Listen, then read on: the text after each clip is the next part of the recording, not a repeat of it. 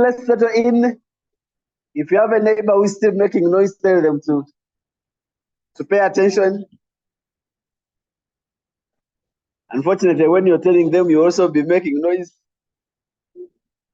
Guys online, please confirm if you can hear me. Confirm if you can see my screen. Okay, someone is saying we are in. I don't know where. But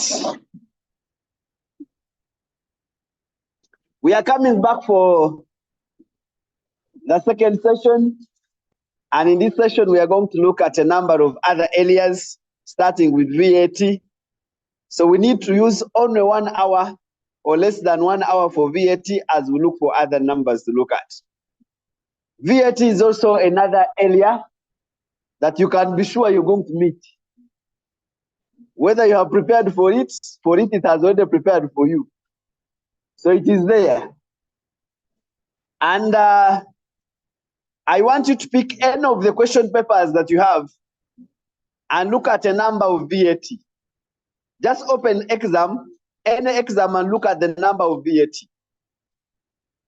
And for me, I would use this as an example.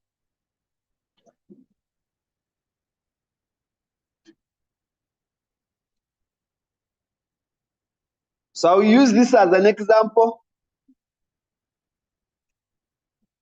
Just pick any, as long as it is a VAT number. Because there are principles that you must know for you to be able to know what to do in the exam.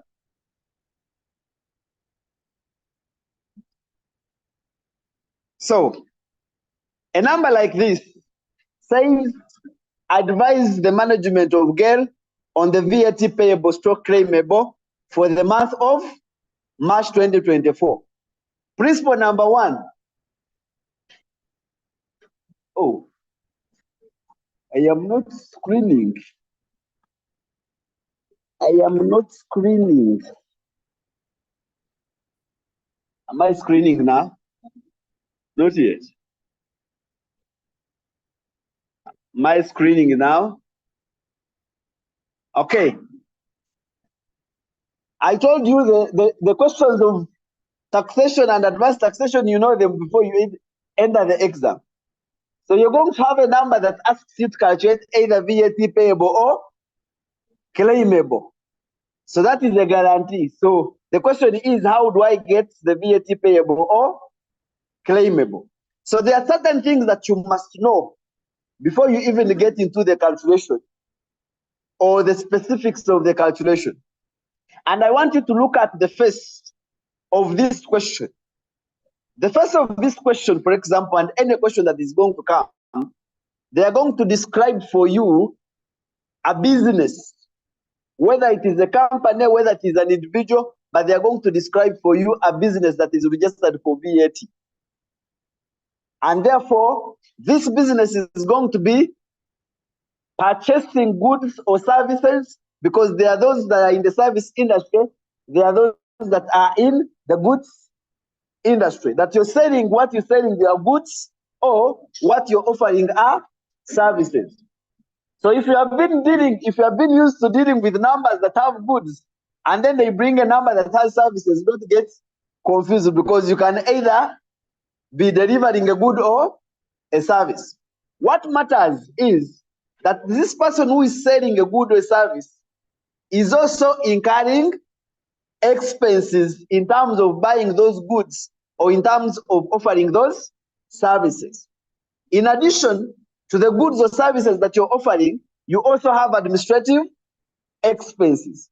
So the VAT number would have the goods or services that you're offering in terms of sale, and you have purchased those goods or incurred expenses to provide those services, and then you also have administrative expenses.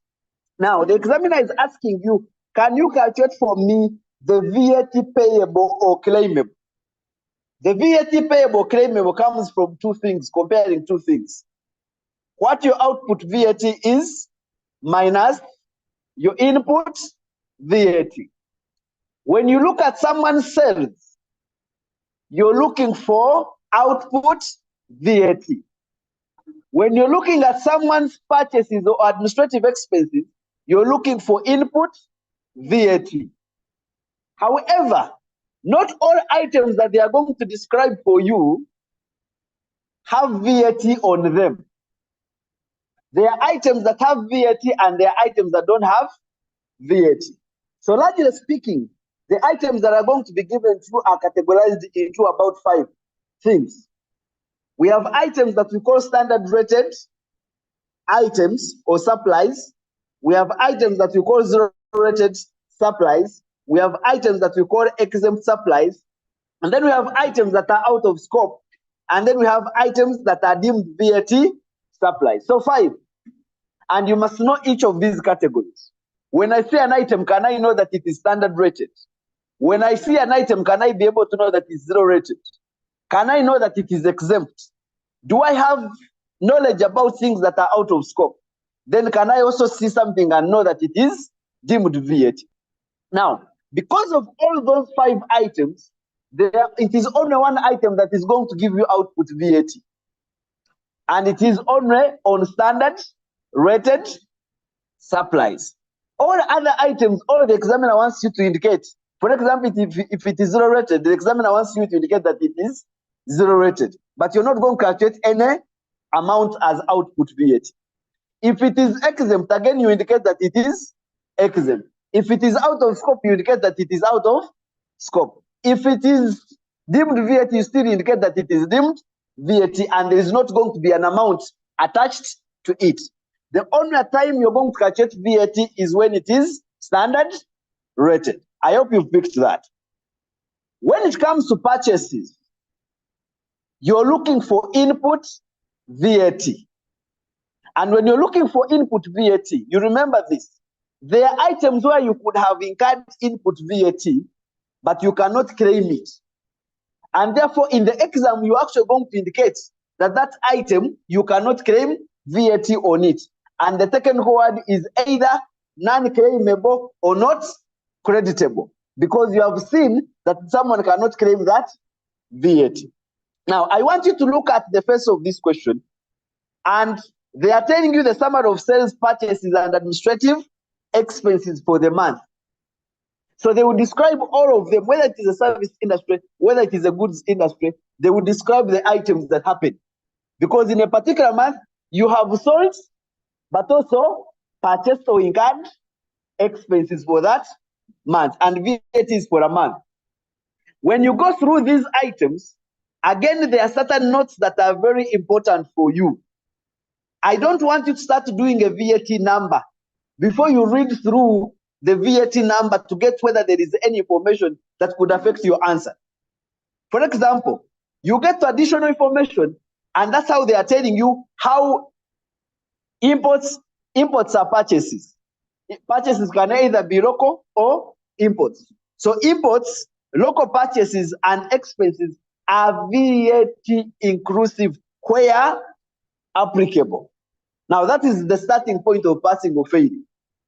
If you don't know how to differentiate between inclusive amount and exclusive amount and pick the VAT out of it, then you are done. But before you leave here, you must know how to differentiate. When they say an item is VAT inclusive, number one, it must be standard rated. It must be. We cannot say, for example, an item was exempt and then it is inclusive. No. It means, first of all, you must decide that it is standard rated. And you want to pick VAT out of it. The question is, the amount they have given you, is it inclusive or exclusive? When they say it is inclusive, that amount they have given you, multiply it with 18 out of 118 to get the VAT amount. I repeat that. You have already decided that this item is standard rated. They have given you the amount and they have said that amount is inclusive. But you're looking for the VAT amount, either input or output.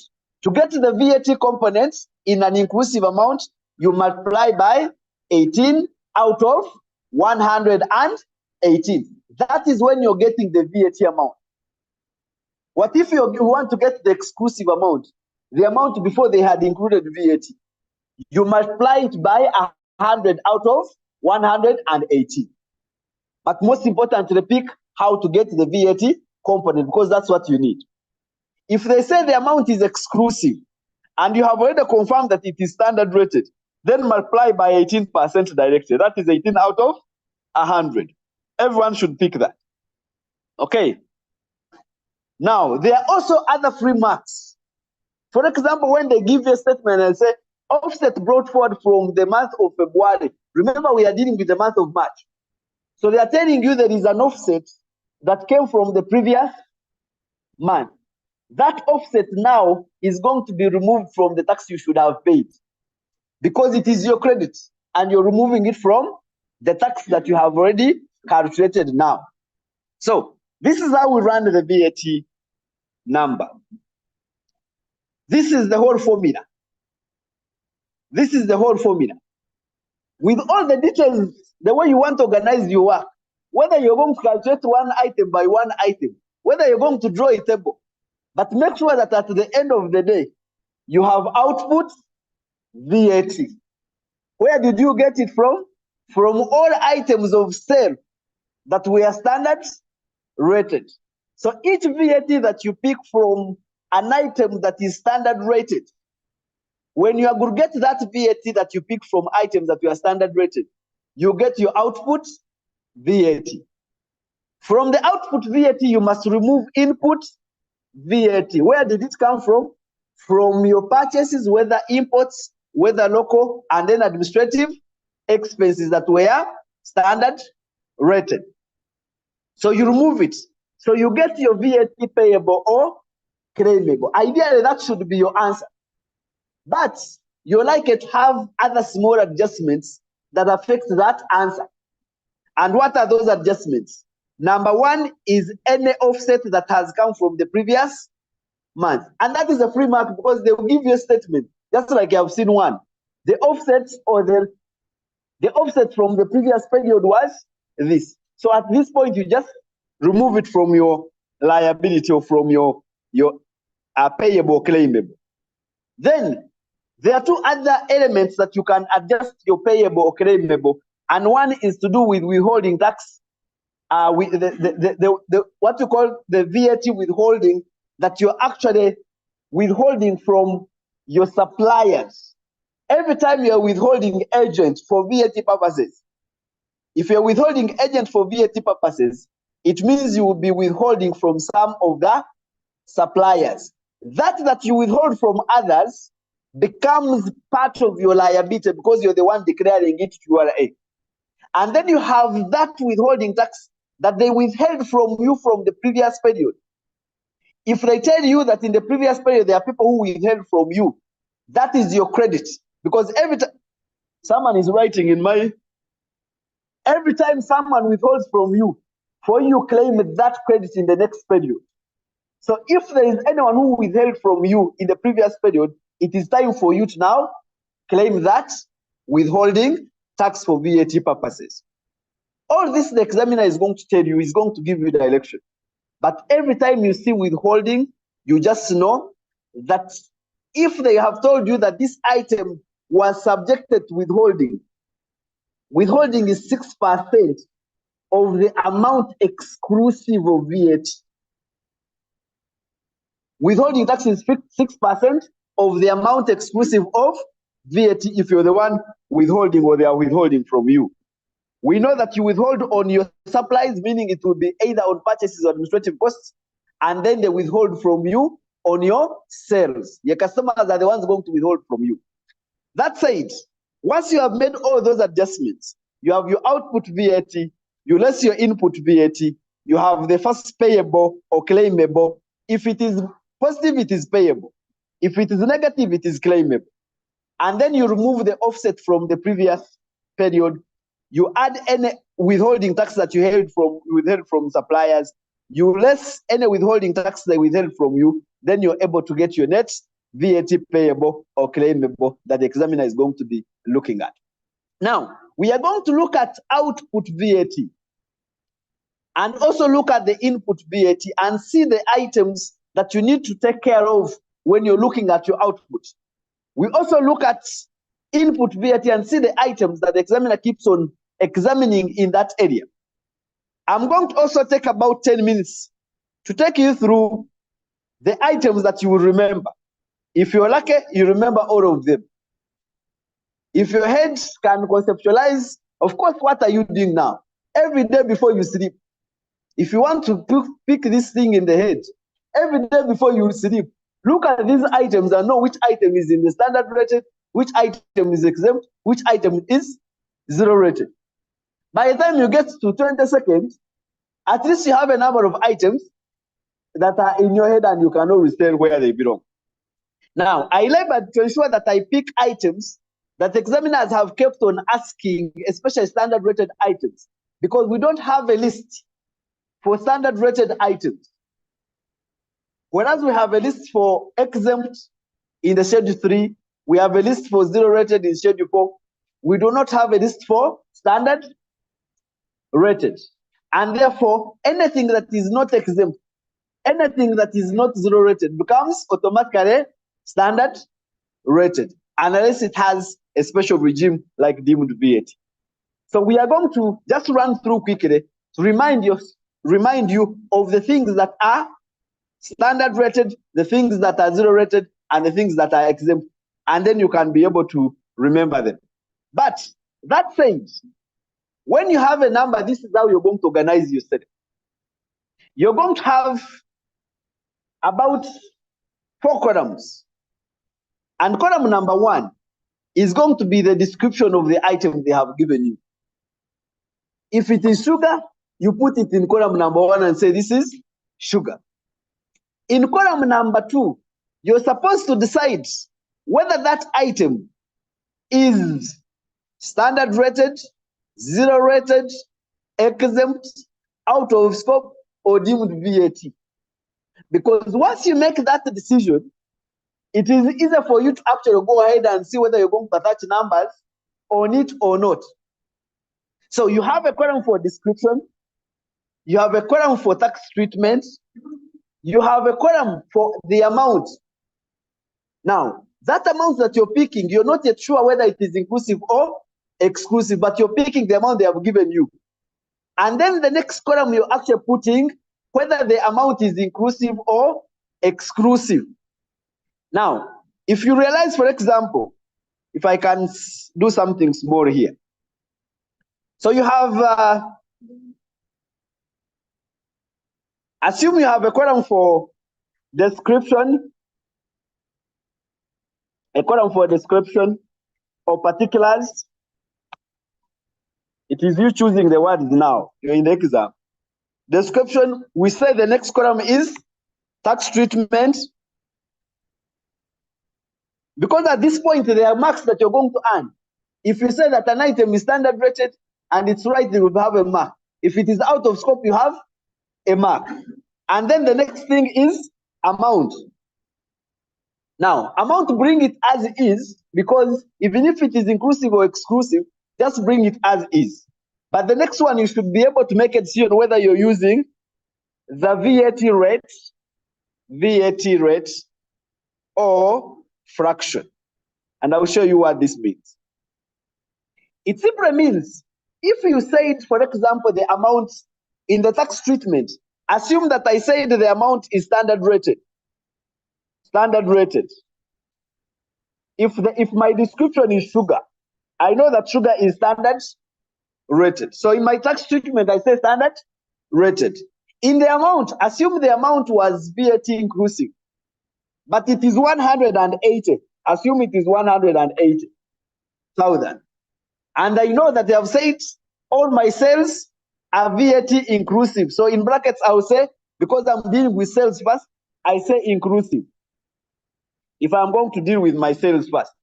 But if I'm going to actually be open, I can actually say, they said all sales are inclusive where applicable. So it means I am not going to deal with VAT rate, because VAT rate is the 18%.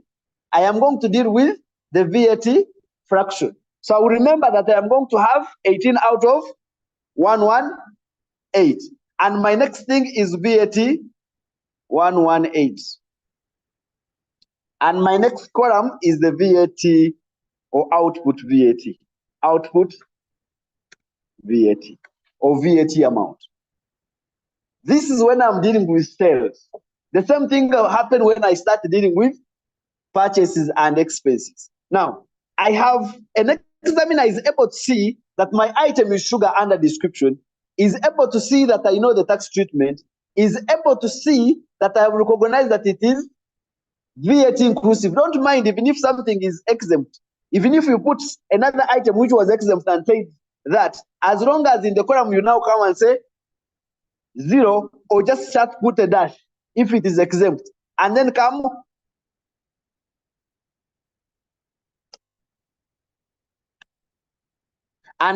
and put a dash here also. I am using a 0 because of my computer.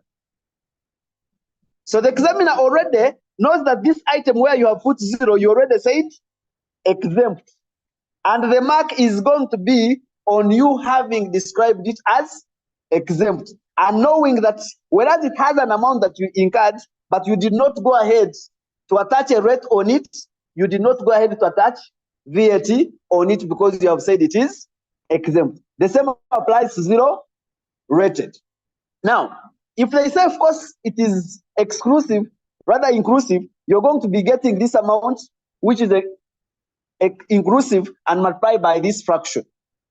If it was a rate, you put there 18%, and you have your answers. So you aggregate your VAT output VAT to get your total VAT, rather output VAT that you're going to take to your formula. That is one.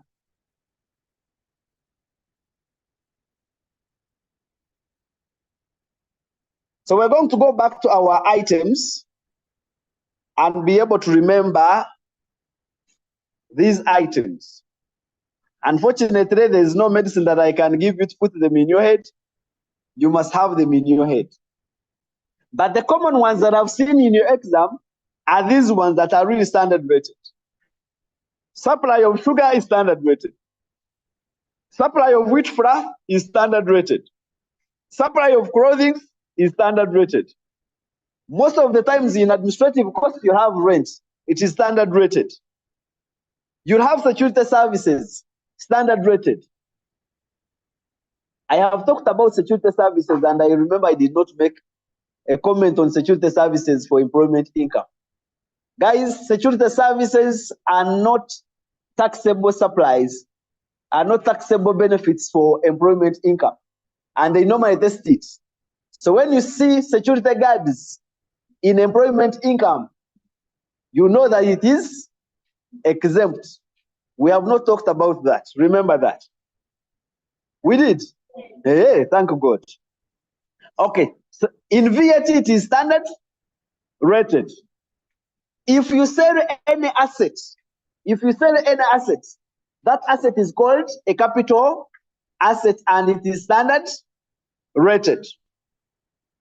We have professional services. If you're providing services, you're providing audit services, you're providing legal services, you're providing any service, because you could also get a number where it is the service industry, they are standard rated. Imported services. Now, VAT on imported services, you're going to calculate it and calculate it on the side. Because VAT on imported services, you incur the VAT, you, the one who has actually enjoyed the services. If you get someone who is a foreigner providing you a service, you must calculate VAT on imported services, and it does not have any input. So for it, you calculate it on the side, and you don't remove any input VAT on it. It is going to be part of your output VAT without any corresponding input VAT. That is if they tell you you receive the service from a foreign supplier. You have what you call VAT on imported services. Supply of packaging materials are standard rated. Supply of goods for own use, I have also seen the examiner test that more often. You have a hardware and you have picked cement to go and build your own house. You have picked things from the shop and you're going to use them yourself. Those things become standard rated and we attach the fair market value. So when you say the examiner saying you pick the goods from the shop and the fair market value of these goods is this, he's confirming that they are standard rated and you must go ahead and calculate out VAT on them, irrespective of whether you sold them or not. Remember, you're using them now yourself. Out together, or you're giving them out as a gift. You give them out as a gift, or you take them and use them yourself. We call them goods applied for own use and is standard rated. Next one is mobile phones. Your mobile phones are standard rated. Next is cooking oil, standard rated. Supply of computers and data handling equipment, standard rated. Sale by auction. Recently, the law was changed in a way that if we auction your item, the person who receives the proceeds from auction, you must also declare VAT. So any sale by auction becomes a standard rated sale. Diapers, I think this has come so many times because in all your past papers you've been looking at, diapers were exempt. Now they are no longer exempt. Whether they are adult diapers, whether they are for children. By the way, some people know diapers as Pampers. Pampers is a type of diapers. So diapers is the general word for all the Pampers that you know, what are the other types mothers should be knowing? Which ones? Those ones. So whether they are adult diapers, whether they are children diapers, diapers are now standard rated. Cotton seed cake, all production inputs into iron smelting, most of them are not really common.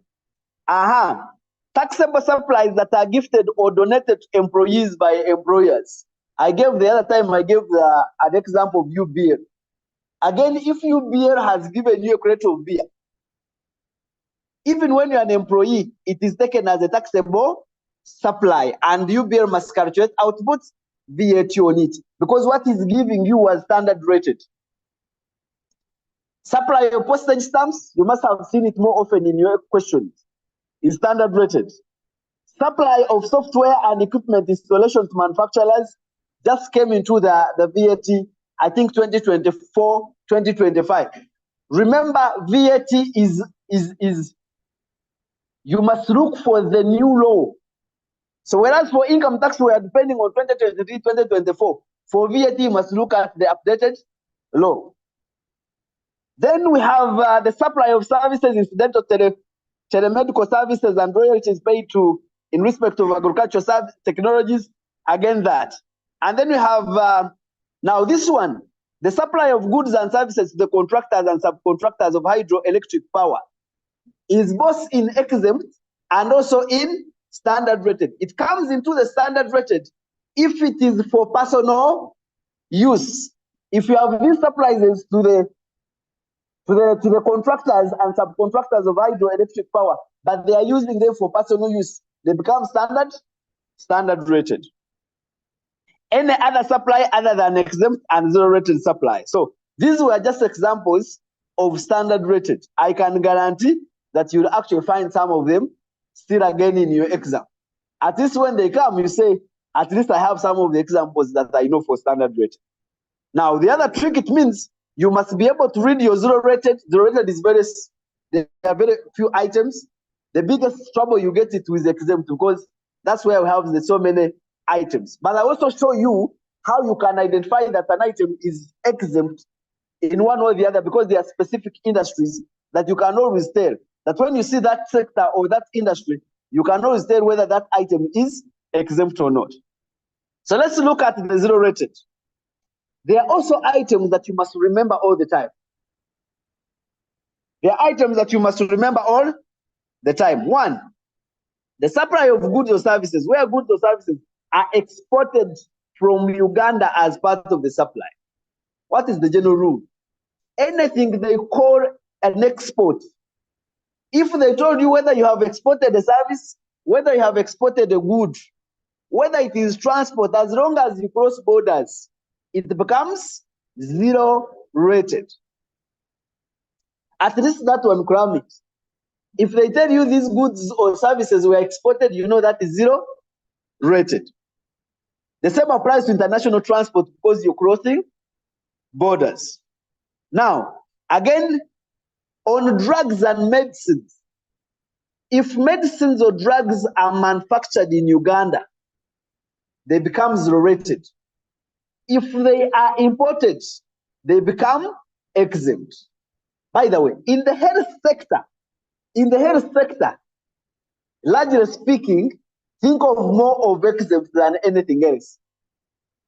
Anything that you see in the health sector, whether it is an equipment, whether it is a medical service, think more of exempt, because almost 99% of the items in the health sector are exempt.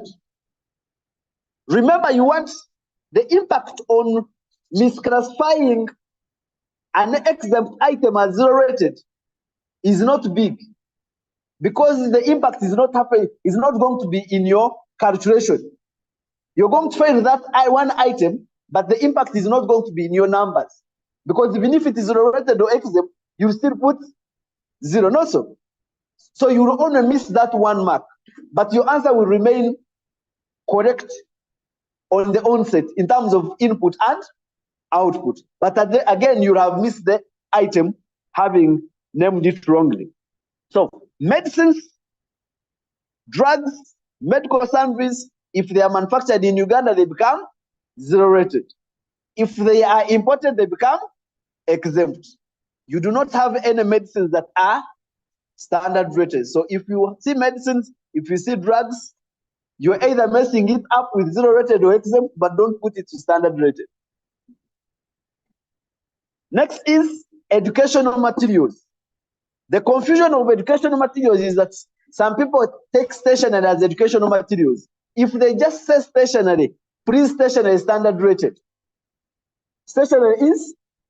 Now the trick is, if they give you any material, ask yourself, is this a material that I know is used in schools? Is it a material that I use in schools? All of us have gone to school. We know the kind of materials that are used in schools. At least it will give you a direction on whether it is an educational material or not. But if they are saying just stationery, please, stationery is not an educational material, you will actually take it as standard rated. Then we have supply of seeds, fertilizers, pesticides, and hose. Unfortunately, pangas are standard rated. So sometimes the law is confusing. When you're going to the garden, you go with the hoe and the pang, but the hoe is zero rated and the panga is standard rated. Then that's confusion. Okay, the supply. This is now for ladies. You can't face this one. The supply of sanitary towels, menstrual cups, tampons, and inputs for their manufacture. At least remember one incident in a month, and then you remember this one is zero rated. You just put zero. Supply of leased aircraft engines, spare parts for aircraft maintenance and equipment, zero rated. Supply of cereals, where cereals are grown and milled in Uganda. Now, I want you to remember this. When you supply unprocessed agricultural supplies, they become exempt. Any unprocessed agricultural supply is exempt. But if that agricultural supply, for example, is a cereal, and the condition is, has that cereal been grown and milled in Uganda? That's when it becomes zero rated. But generally, all unprocessed agricultural products are under exempt supplies. So if you're dealing with a number on agriculture, think more of exempt than elsewhere. Because largely speaking, most of the things from agriculture are exempt. So think of health sector, we've said, largely speaking, exempt. Agriculture sector, largely speaking, exempt. Educational services, largely speaking, exempt. Investors, if you see any transaction to do with investors, investor traction, again, exempt. We'll get to there and see. Supply of handling services provided by the national medical stores in respect of medicines, again, is zero rated. Now, you see that the zero rated items are only have made only 9. So those ones are easy to cram. And then we go to exempt and see how do we cram the exempt. How do I remember, if I look at the item, how can I tag it and know that it is exempt or zero rated? You realize that the items under zero rated are not really many. So I want you to read the zero rated items, get used to know them, so that you're not bargaining whether something is zero rated or exempt. At least when you look at it, get the zero rated out of the mind, and then you start bargaining whether it is standard rated. Now, the biggest line, the biggest items, number of items that we have are exempt. But I'll make mention on the most common items that the examiner keeps on bringing in. Number one, the supply of livestock, unprocessed foodstuffs, and unprocessed agricultural products, except wheat grain. So that means that every time I see anything related with agriculture, as long as it is unprocessed, I think no further. It is exempt, unless it is wheat grain. Wheat grain becomes standard rated. So all unprocessed agricultural products are exempt except wheat grain. Those who are in the banking sector is not taxable. So the financial services are exempt. So if you're dealing with, already, we see the sectors: health sector, agriculture sector, now the financial services sector is exempt. The only item, by the way, in the services sector is what we call custody services. You know custody services?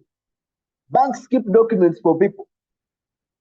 If they provide such a custody service, the custody service is not a financial service, and therefore it becomes standard rated. Otherwise, all other items will be rather exempt. I have already talked about health. So insurance industry also. Insurance industry is also exempt.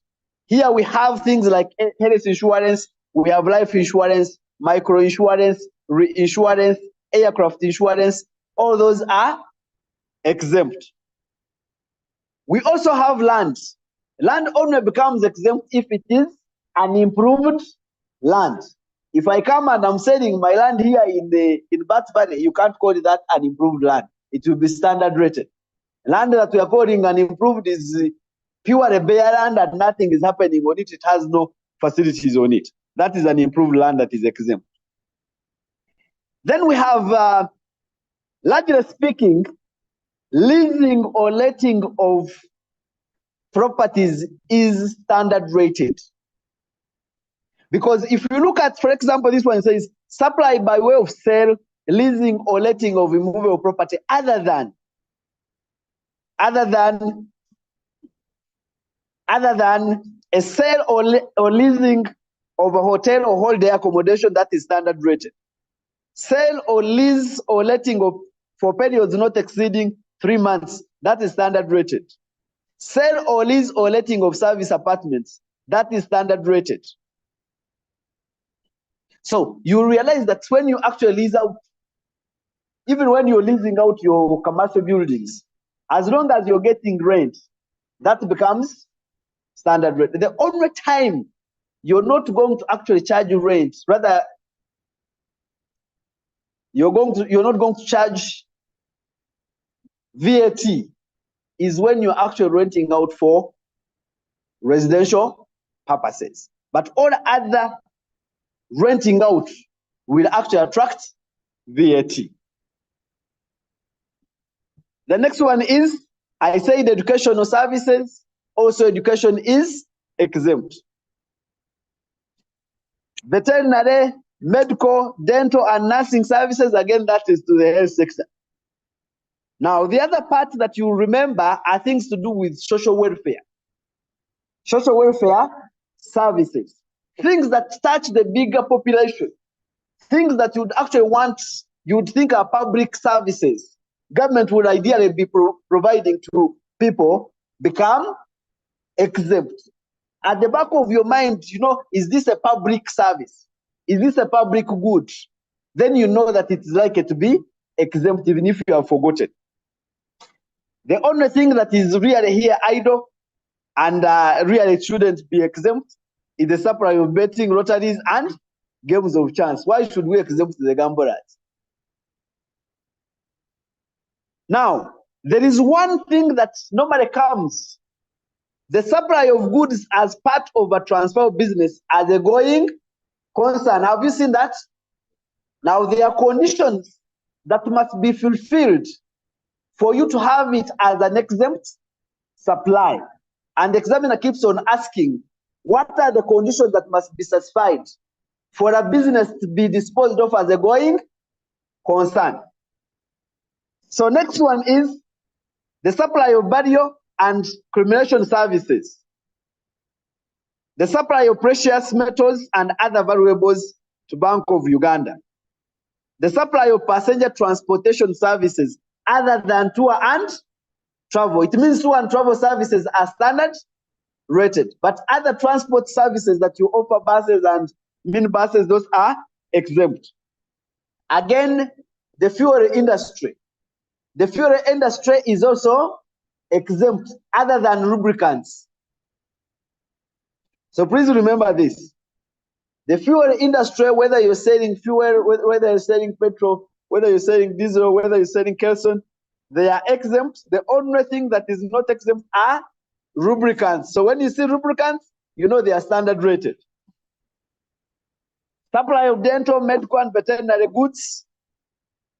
Now, anything that you see is related to health and medical, please gamble with exempt.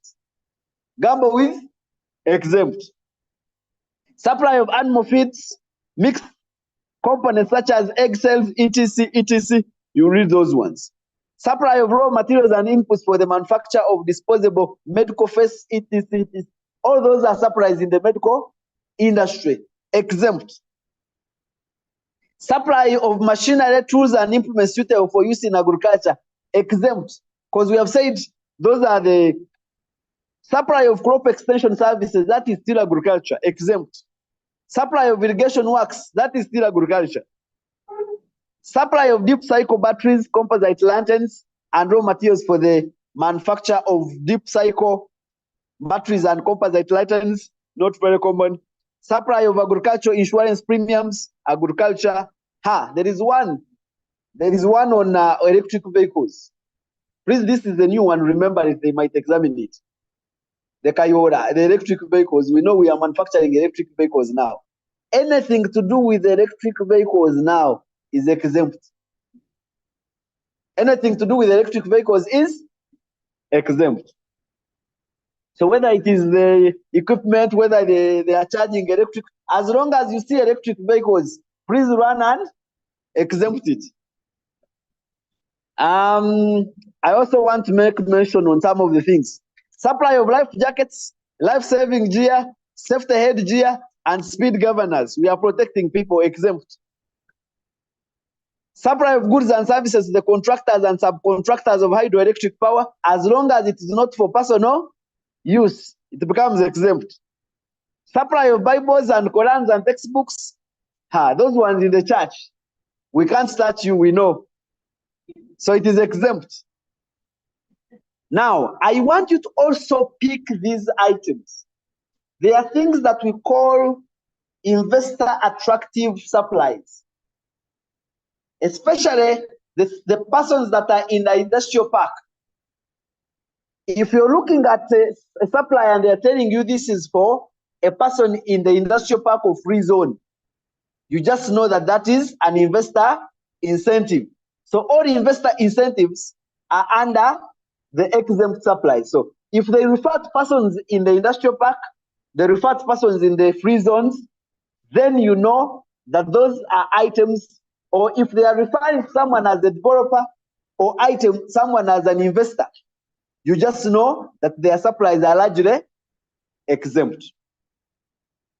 The unique one, supply of movie production, is exempt. The guys who are in the fabrics, are also exempt. But remember, clothing are standard rated. For example, if you import clothing, they are going to be standard rated. But if they are manufacturing them here, then they are going to be exempt, because we are trying to promote the fabrics industry. What other things do I have to mention? These other things you have to, there is another common one that normally confuses students. Because we saw that in the unprocessed agricultural products are the ones that are exempt.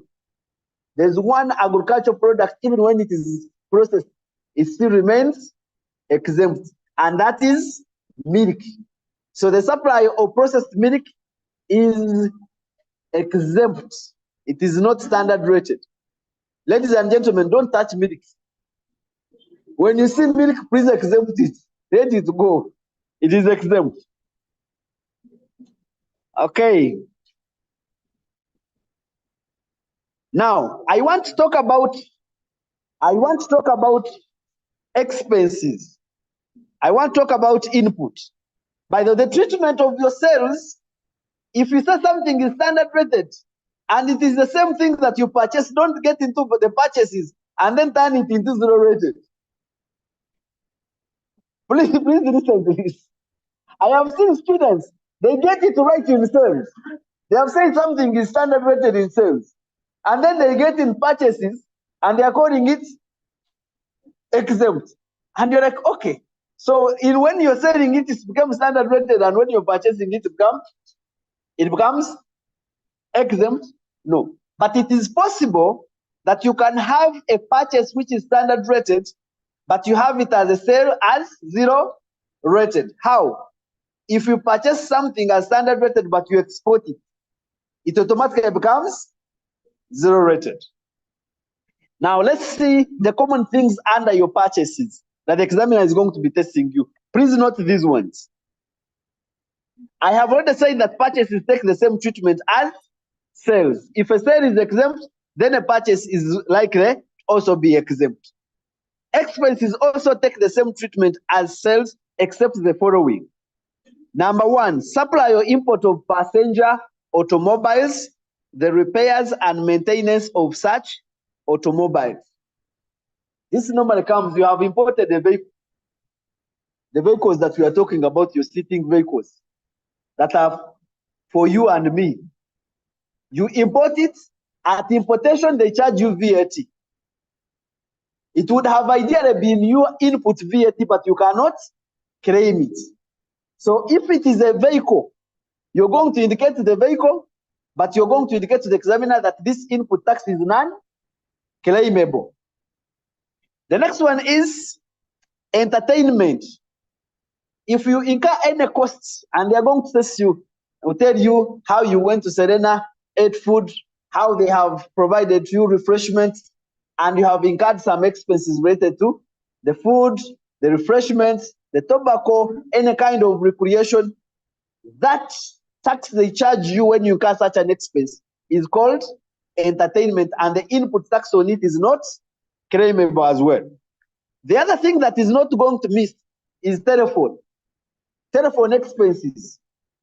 You're going to go ahead and calculate input tax on the telephone expenses. After calculating the input tax, you multiply that input tax by 90% is what you're going to claim as input tax, because 10% is not allowed. Then we have other items. The other item is salaries. Most likely, around 99%. In your purchases and expenses, you're going to have salaries.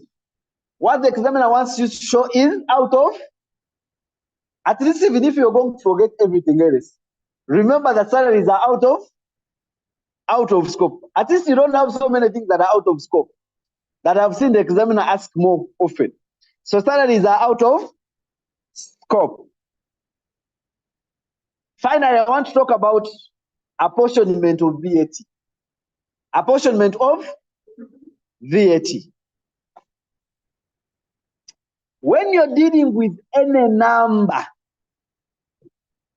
and you have discovered that when you were drawing your sales, in your sales you included in exempt sales, then you know that after you have corrected all your input tax, don't take that whole input tax in this calculation. Remember, you had your purchases, which are both local and imports, and also administrative expenses. You've already calculated your input tax that you incurred, the one that is creditable. The question is, can you claim all of it? And the answer is no. If in your sales schedule you had some exempt sales, you're now going to do what you call input VAT apportionment. I am going to repeat this.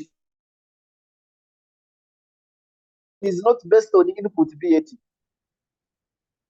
The decision to apportion or not apportion is not based on purchases or expenses. It is based on sales.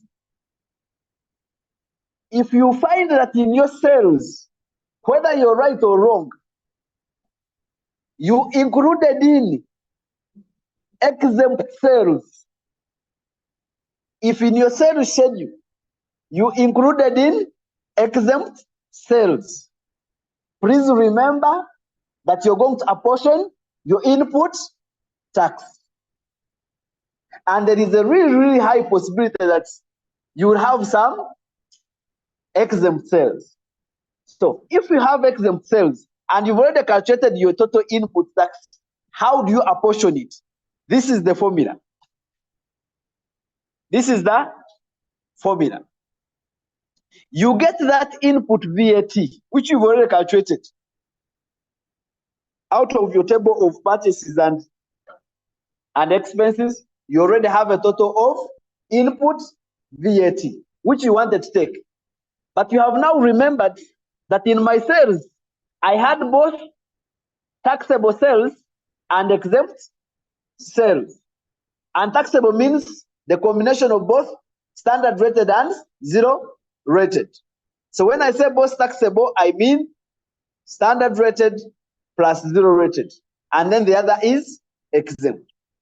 So I have seen that I have exempt sales. It means I must go ahead and apportion that input tax that I wanted to claim, because the law does not allow you to claim all of it.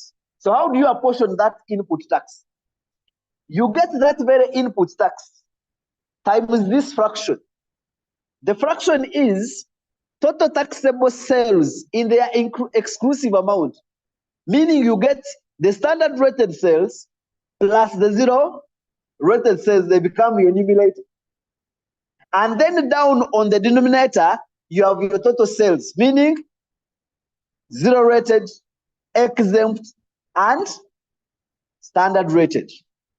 But these amounts must be at their exclusive amount. Of course, zero rated and exempt are already exclusive. There is no VAT in zero rated and exempt. The only place where you could want change are the standard rated supplies, where they told you they were inclusive. You must first of all turn them into exclusive amounts. How do we turn an inclusive amount into an exclusive amount? How do we turn an inclusive amount into an exclusive amount? By getting the exclusive amount times 100 over 118. So you have gotten all the exclusive amount of standard rated and zero rated. You've added them together. They become your numerator. Your denominator is your standard rated plus zero rated plus exempt. All that you add them together, and then they become your numerator, and therefore your fraction will be total taxable sales over total sales times your input tax. Whatever you get is the input tax that you're going to be allowed. So you started by getting your input tax from your table, but you have discovered that you have some exempt sales. And then the next step, before you can remove that input tax, you first apportion it. How do you apportion it? Get that input tax times the fraction of total taxable sales over total sales. it will give you the input tax that you can claim. And then after you have your output, you have your input, come back to your calculation and complete it. Because from your table of sales, you generated output. From your table of purchases and expenses, you generated input. If it requires to be apportioned, you first apportion it before you bring it there. So here, you bring the input tax that is already apportioned. And then you get your output minus input. All other things are adjustments to that. The VAT offset and any withholding. Now we said that if you are designated withholding agent, VAT agent, and also not exempted from withholding, it means that you will withhold VAT from your suppliers, but they will also withhold from you. And you see the instruction of the examiner. But remember, withholding tax is 6% of the exclusive amount for things that are taxable. So see the examiner's direction and you take that. Okay, so this is now 1 hour that I promised for VAT and it is done. I am now going to cross to another party. I am now going to cross to customs.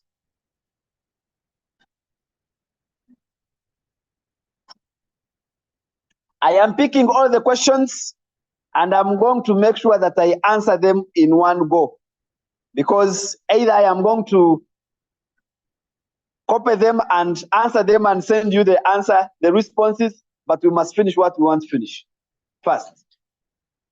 So customs. Are there chances of customs number coming? Yes. So let's look at look at any past paper and you see any customs number.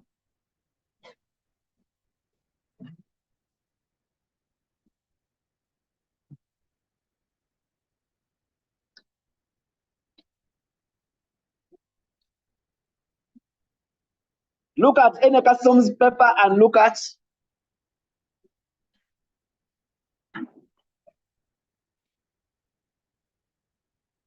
If you want to stretch, just stand up and stretch.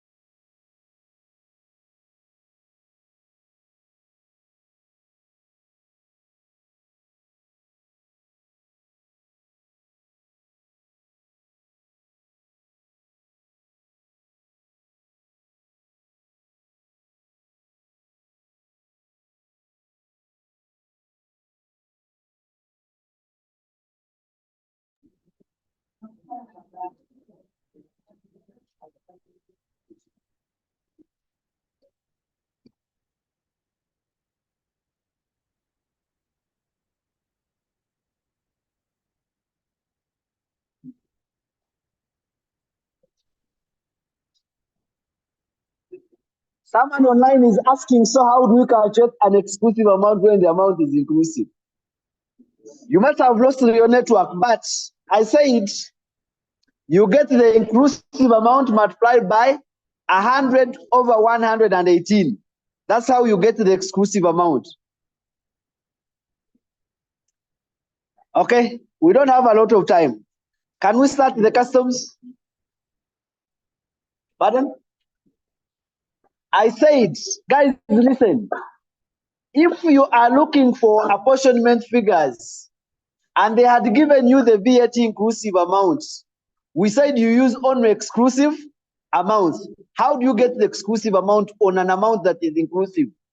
you get that amount that is inclusive multiplied by 100 out of 118.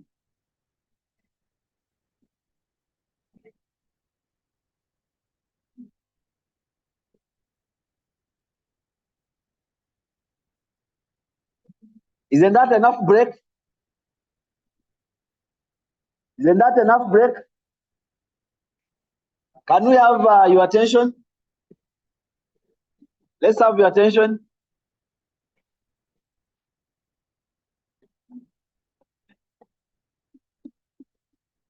I don't have your attention as yet.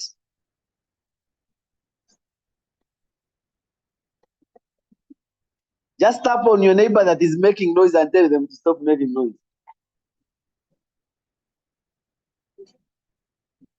Just tap on them, don't talk to them.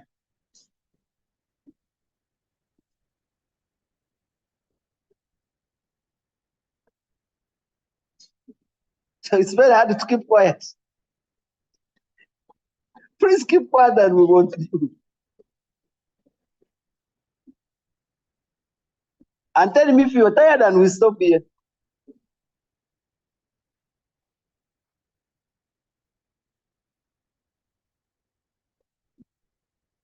I am waiting for you. When I feel no noise, I will start.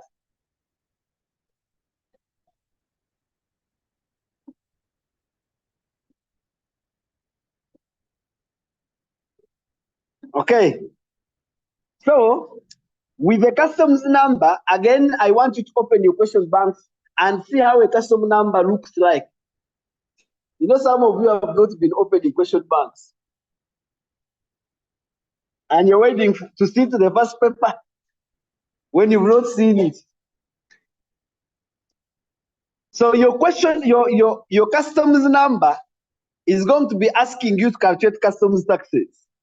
And it's going to be in the form, in this kind of form.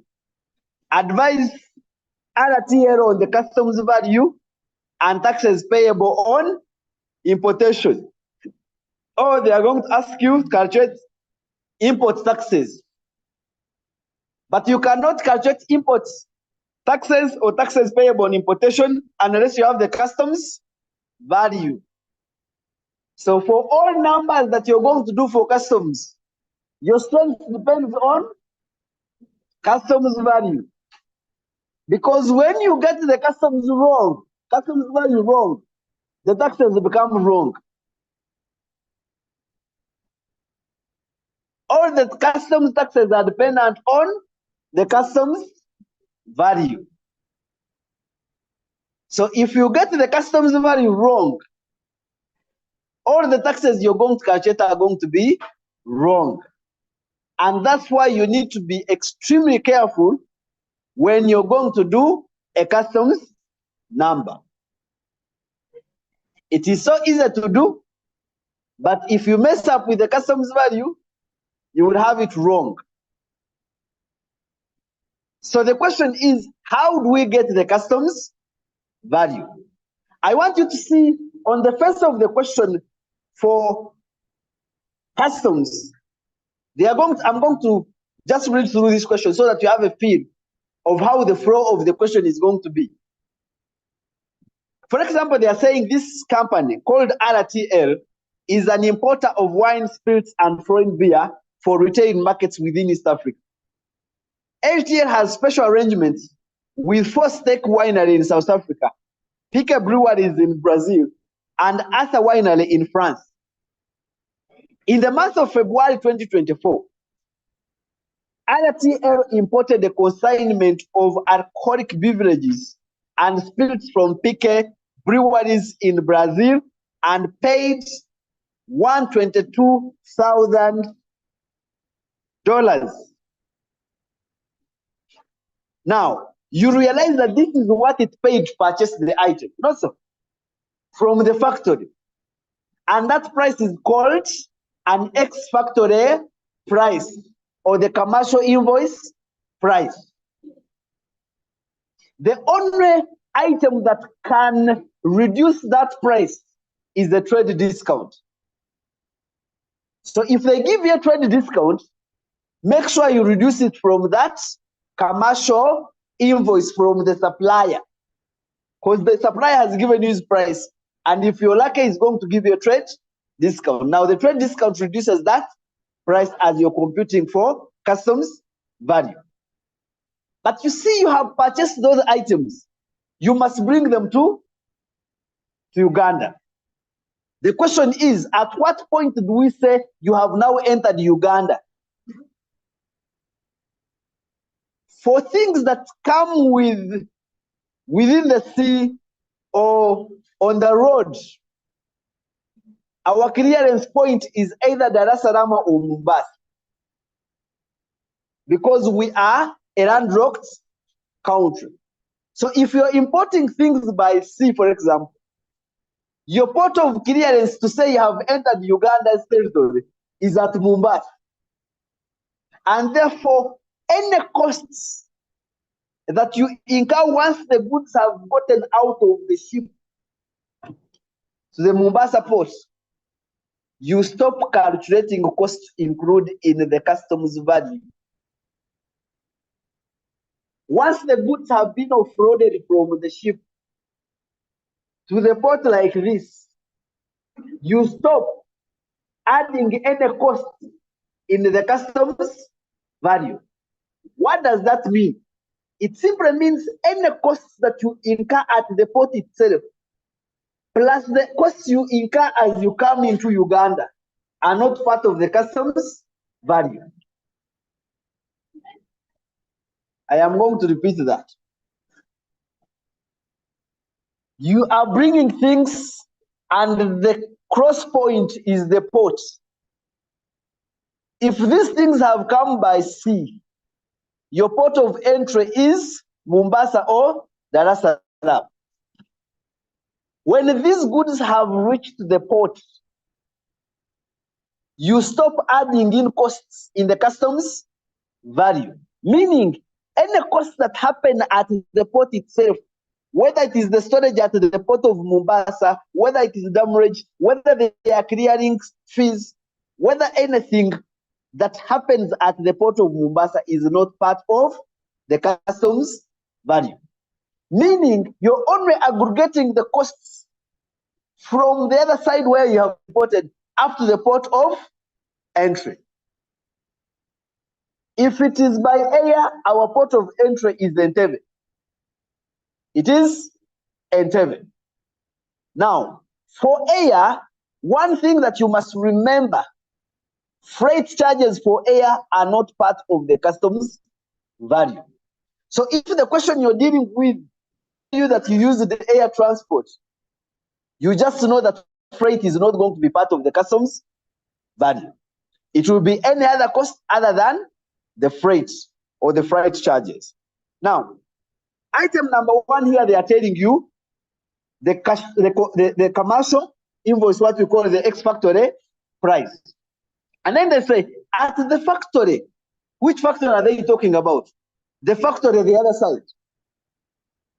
At the factory, RTL paid for special packaging or packing using non-returnable wooden boxes of 820. Ladies and gentlemen, packaging, the cost of packaging is part of the customs value. They say transportation from factory to the port was 125. From the factory, the other side, and also to the port, the other side. That's what they are talking about. So all costs in the other country are part of the customs value. And port handling charges at the port of Santos is also 205. You're still the other side. So all those costs, you keep on aggregating them. Now they continue. RTL also paid 406 for shipments from Port Santos to Port Elizabeth in South Africa. You're crossing different ports, but it is still, you're still paying for shipment. Additional port handling charges at Port Elizabeth was 1,900. Again, part of the customs value. The shipment from South Africa to the port of Mombasa. The moment you reach Mombasa, you put a full stop. Now, they are telling us you are shipping from South Africa to the port of Mombasa. That is part of the customs value. Port handling charges at the port of Mombasa were 250 and damage of 10. Do you see the costs that are happening at Mombasa now? The port handling charges and the damage costs are happening at Mombasa. It means they cannot happen unless goods have actually left the ship. So the moment goods leave the ship, you stop adding into your customs value. So as I speak in this question, in a question like this, the port handling charges at Mombasa and the damage cost will not be part of the customs value. Now they continue to say, transportation from Mombasa to Kampala. He's even entering further into Uganda. So that cannot be part of the customs value, including load charges and weighbridge limit penalties was 425,000. So you realize the only cost that will be excluded here are port handling services at Mombasa, not the other side. And the damage costs, because damage costs are costs you incur because you have delayed to clear your goods. And then the other inland costs from Mombasa entering in Uganda, that is even history. Additional information, insurance from the factory to the port of Mombasa was 1,660. That is included in the customs value because it is from the other side. And from Mombasa to the warehouse in Kampala, that is already in Uganda, so it can't be part of the customs value. The paid amount doesn't include an advance payment of 10% made at the time of placing the order. This amount does not show on the invoice, on the final invoice. The paid amount doesn't include an advance payment of 10% made. This is about payments now. Remember, they already gave you the commercial invoice. It doesn't matter whether you have paid it or not paid it. We are not bothered about whether you paid or not paid. We are looking at the commercial invoice.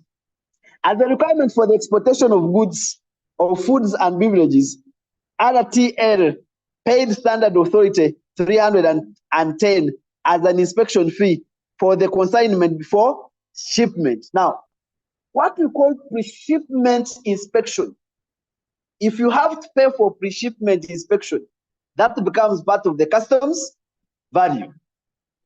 And they say the exchange rate at the time of importation was $1 for 3,600 and 1 South African rand for 205. Reason is they gave you different currencies, rands and dollars. Now, I want you to see these rates as well. You're going to be lucky if the examiner gives you all these rates. Sometimes he does not give you the rates. Or when he has given you the rates, he gives you few rates. That means that by the time you enter the exam, you should at least be able to remember the rates that are compulsory. Now here they are telling you, remember we are used to rates for import duty ranging from 0 to 25. Isn't that what you're used to? Do not cram it. Sometimes they are going to give you items whose import duty rate is beyond 25%. And those items, we call them sensitive items. So the examiner will tell you what item it is. If he says it is a sensitive item, you know that the import duty is going to be beyond 25%. But if it's quiet, then you're going to use 25%. And unless he tells you that this is a raw material, when it is a raw material, you use 0%. If it is a same process item, you use 10%. That is import duty.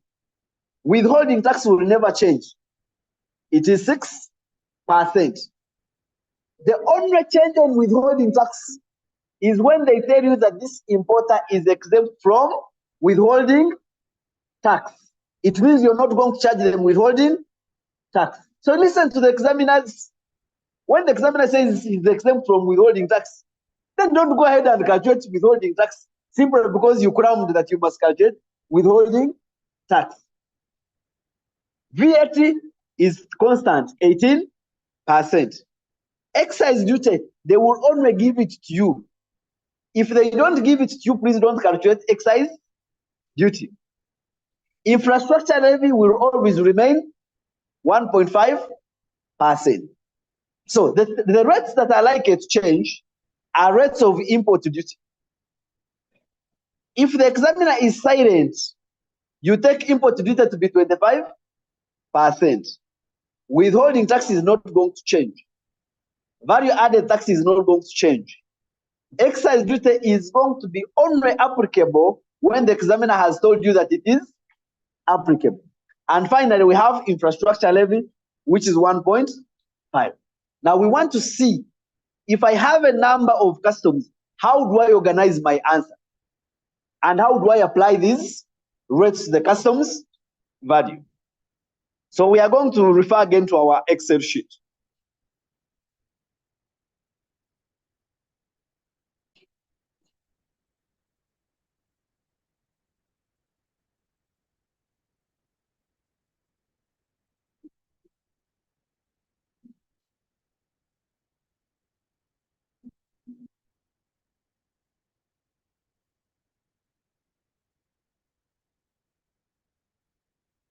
So you have a choice. Once they give you, you are likely to be importing either the ordinary goods or equipment, any machinery. Those ones we call them ordinary goods. Or you could be importing a motor vehicle. And I will tell you the changes that you have to make when it is a motor vehicle. Now, assuming you are importing ordinary goods, and you have already known the things that you're going to include in your customs value. Now, all the items that they are going to give you are likely to be in foreign currency. You can either first aggregate them in their foreign currency and then translate them later or exchange them later, or you can exchange each item depending on what you prefer. Definitely if you have time. So you're going to list the item, you're going to list the amount. If it is in dollars, you indicate dollars, and then you indicate the exchange rate so that you're able to get the amount in Uganda shillings. If it is the cost of goods, you put it there, X factory price, etc. If you have to adjust it with a discount, adjust it with a discount. If there's transport, add it. If there's shipment, add it. If there's insurance, add it. If there's freight, add it. And all those other costs that we have seen. The costs that are not supposed to be included, it is important for you to put them in the description, but only put it under comment so that you don't attach any amount to them. So you, for example, if I say damage, I would not put any amount to it. I would not even bother to exchange it. But in the comments, I would say not included in the customs value, because the examiner wants to know that I know, and therefore he can give me that mark. But don't forget and then add it in the amount. Now, our intention is that we should be able to get to the total customs value. Once I get my customs value correct, it is easier to get the other taxes. Once I get the customs value wrong, that's where I am finished.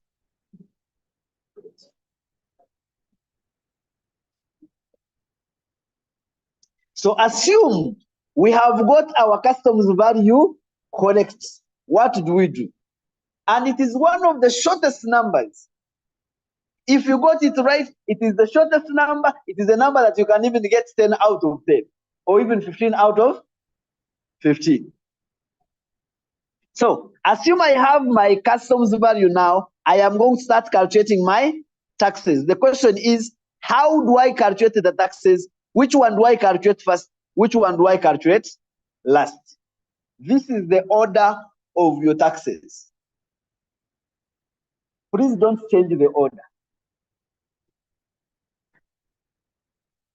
With the taxes, you start with import duty. You start with import duty. Import duty is going to be that rate, the import duty rate, times the customs value. So would you get it right if the customs value was wrong? Definitely no. So item number one is import duty. How do you get import duty? The import duty rate times the customs value. Item number 2, you must decide whether this item they have given you or the goods they have given you are subject to excise duty. If these goods are subject to excise duty, you first calculate excise duty before you calculate VAT. So it means if the item has excise duty, just like they have given us, excise duty in this question was 40%. But I must look for the base upon which I am applying my excise duty. The base for excise duty is a combination of two things. I first get my customs value, I first add in the import duty that I already calculated. It simply means that if your customs value is wrong and your import duty is wrong, even your excise duty is going to be wrong. But if you got the customs value correct, and therefore you have your import duty correct, it means you combine these two, import duty and customs value, to give you a base for excise duty. So you get the excise duty they have given you multiplied by the base. In other words, I get the excise duty rate times a combination of customs value plus import duty. After excise duty, you got VAT. You got VAT. Now, VAT is also a combination of so many things. To get the base for VAT, I add three things. I add customs value, I add import duty, I add excise duty. And that total is where I multiply 18%. That is VAT. The next taxes are easy to calculate because for them you apply them on the customs value. So withholding tax, 6% directly on customs value. So compounding stops at VAT. All other items, withholding tax and infrastructure levy, will be directly on the customs value. So withholding tax will be 6% times customs value. Infrastructure levy will be 1.5 times the customs value. Now, ladies and gentlemen, if they ever give you a number and the examiner is quiet about the rates, or he has given you a few rates, these are the compulsory items you must calculate. Whether they have told you to calculate them or not, you must calculate them. Number 1, you must calculate import duty. You must calculate VAT. You must calculate withholding tax. And you must calculate infrastructure levy. That means in this list, the only item that is optional is excise duty. You only calculate it as and when they give it to you. I have already emphasized the rates of import duty. The standard rate is 25%, but that can change depending on the direction of the examiner. If he tells you this item now attracts customs duty, rather import duty of 35%, do not say it is supposed to be 25%. You must calculate using the rate that they have given you. Okay, that is for the goods. Now they are asking you the taxes payable at importation. You add all those taxes except customs value. Customs value is not a tax, it's a base upon which you calculate the taxes. So what are the taxes? Import duty plus excise duty plus VAT plus withholding tax plus infrastructure levy. Those are the taxes that you meet for purposes of goods and equipment or other assets that you have imported. Now, when it comes to motor vehicle, I have to make a comment on motor vehicle. On motor vehicle, you remember these issues. Number 1, the examiner is like to calculate for you customs value. If he gives it to you, celebrate. Because there is what we call predetermined URS, predetermined value. URS predetermined value becomes your customs value. If he has not calculated for you, if he has not given you the predetermined value, what do? You go back to what we did to calculate the customs value the same way. But if he has given you he might have given you all those other costs. And at the same time, he gives you the URS predetermined value. What do you settle for? The URS predetermined value, and ignore the cost that they have given you. So the examiner could want to confuse you by giving you those other costs that we saw, but he also gives you the URS predetermined value. So when he gives you the URS predetermined value for motor vehicle, you adopt the predetermined value and start from there and calculate the taxes. If he has not given it to you, please calculate the customs value the way we did. And then for motor vehicle, the taxes are, once you have the customs value, by the way, the customs value is the same as CIF. So you have import duty on the motor vehicle, 25%, followed by VAT, 18%. But VAT will be now the customs value plus import duty before you apply 18%. Then we have withholding tax. Then we have environmental levy, and then we have infrastructure levy. Ladies and gentlemen, motor vehicles have no excise duty, but they have environmental levy. Now, the percentage for environmental levy, they are going to give it to you. Don't bother, they are going to give you the percentage of environmental levy. So when I'm dealing with the motor vehicle, which taxes do I have? Import duty, VAT, withholding, infrastructure levy, and environmental levy. So I add them there. So I am warning and saying, if you have been given the yearly predetermined value, then there you will not need to calculate the customs value. I want you to remember these things.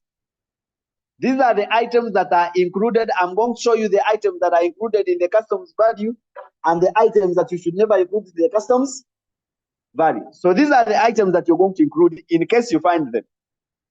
Number one, cost of the goods free on board a transport vessel in the country of export. This is as good as the ex-factory price, or simply call it the commercial invoice price. I say the only thing that can change that is the trade discount, not any other discount. Not any other discount, the trade discount. Number two, freight charges. Freight charges is the same as transport, but only when you're using road, railway, or sea. If you're using air, freight is not part of the CIF. Next is loading, unloading, and handling charges associated with transport of goods to the place of importation. So all the loading and unloading until you enter the port are part of the customs value. Cost of insurance. This is also up to the port of entry. Pre-shipment inspection. Commissions and brokerage, except buying commission. Buying commission is not part of the customs value. Cost of containers, parking costs, assists, royalties and licenses. Sometimes they actually tell you that you have to pay a license, you have to pay a royalty to the other manufacturer for you to be able to allow to import these goods. So the royalties and licenses are part of the customs value. Subsequent proceeds, this is really not common. Transportation costs and insurance costs to the place of direct shipment to the partner state. Note, while for goods imported using air transport, the customs value is comprised of the price of the goods and the cost of insurance, rather cost of insurance, excluding the freight costs. Costs excluded from customs value. Transport from Mombasa to Kampala is excluded. Insurance from Mombasa to Kampala is excluded. Clearing charges are excluded. Storage costs at Mombasa are excluded. Okay, I had already talked about import duties. for both raw materials and processed goods, finished goods, and also other what items that we are calling sensitive items. The examiner will give you those rates. Other rates are there. Environmental levy, again, they will give it to you. It is either 50% or any other percentage according to the examiner. So he'll give it to you. I had also listed some items in here. You will find time and be able to look at them. But if I can just highlight them, we are here. So I am giving you a list as your final touches of the things that can be included or the things that can be excluded from the customs value. I have already talked about some of them. I will concentrate on things that should never be included in your customs value. Insurance, inland insurance, for example, from Mombasa to Kampala, should never be included. Port handling services at Mombasa should never be included. Installation fees should never be included. Inland transport, say for example, from Mombasa to Malaba or to Kampala, should never be included. Air freight should never be included. Storage charges at Mombasa never included. Clearing charges at Mombasa never included. Any loan arrangement fees never included. Download charges never included. The ones that should be included, I already talked about them, unless you want me to repeat them. But I have already talked about them. You will get this list and be able to refresh your mind to it. I now put the full stop on customs number as well. Do you want stretch? Yes, stretch for only 5 minutes and come back and we do partnership. I told you today there is no resting. So you're stretching for only 10 minutes and you come back.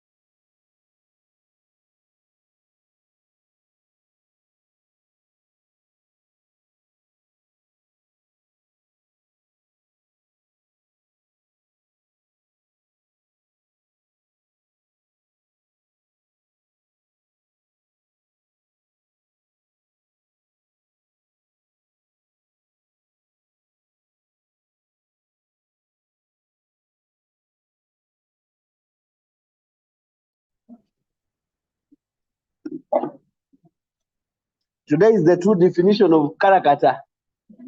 Eh? You have no space. You have no space today. You must pass or you must pass. Eh? It's either you pass or you pass. There's no shortcut. And I don't expect you to sleep after here because I've given you a good background. You now go and add on that. Because the exam is known. The answers are here. All the answers, you have them in that Excel sheet.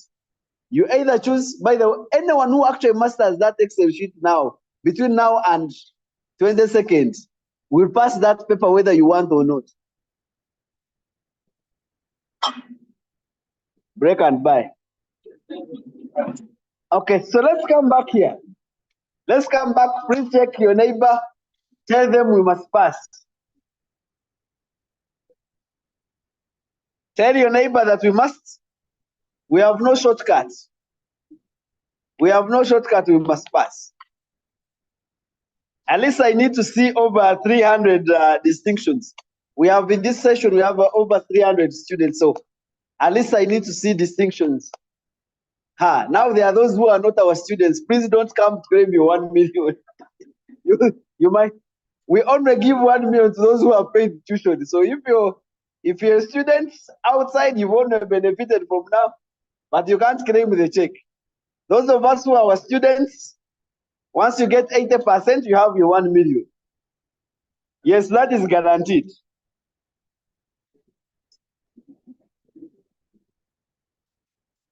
So can we come back? Please open your question banks and look for any number on partnership. Look for any number on partnership. Look for any number on partnership. If you get none, then you'll be reading with me the one that I have.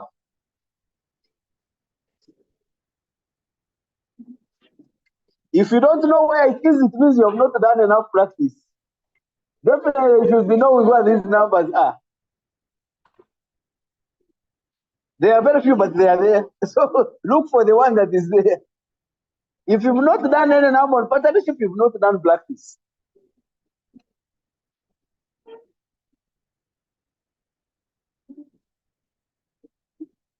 This one is the number of September 2022 for advanced, but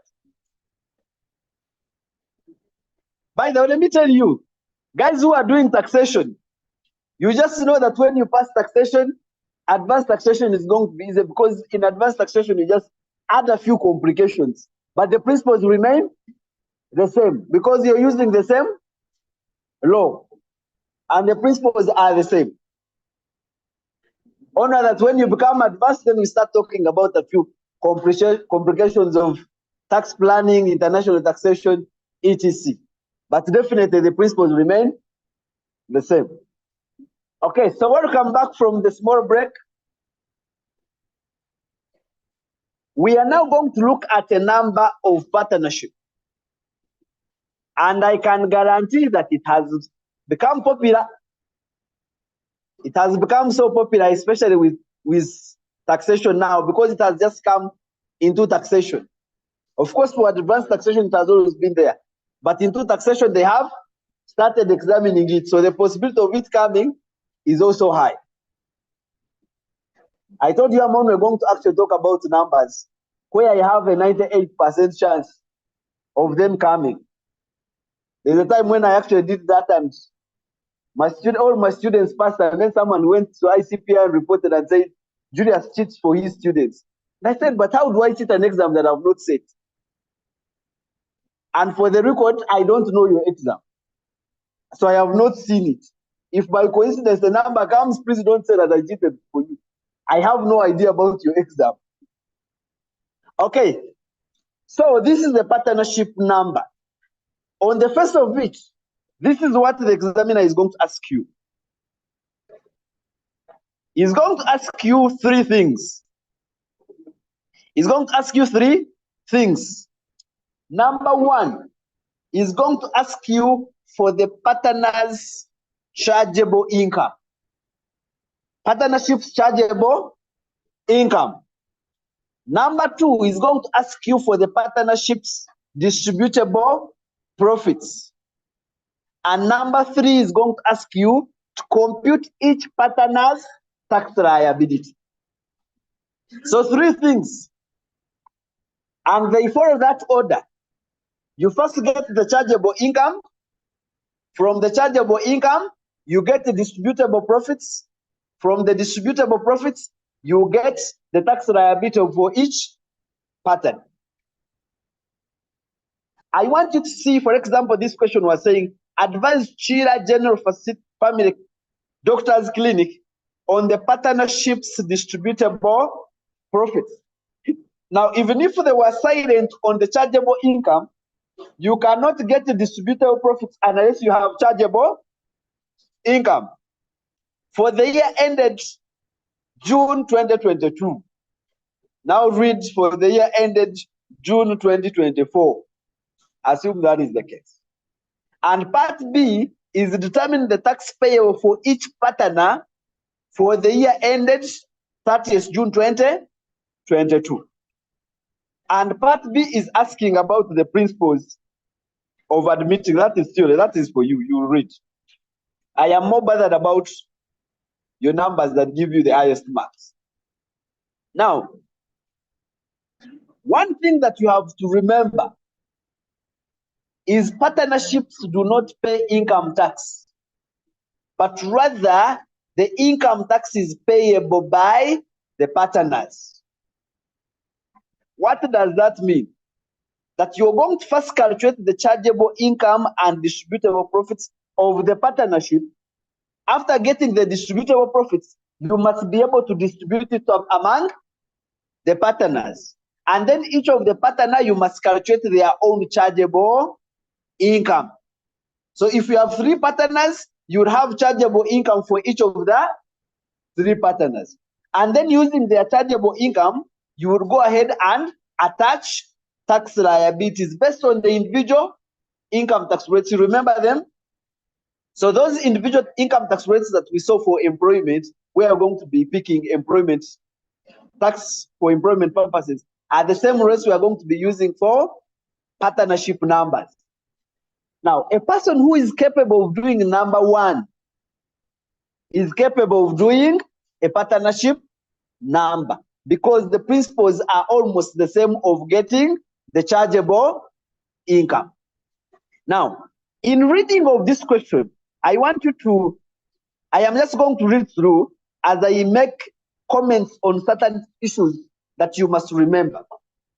And the things that I'm going to mention form what we call the principles of taxing partnerships.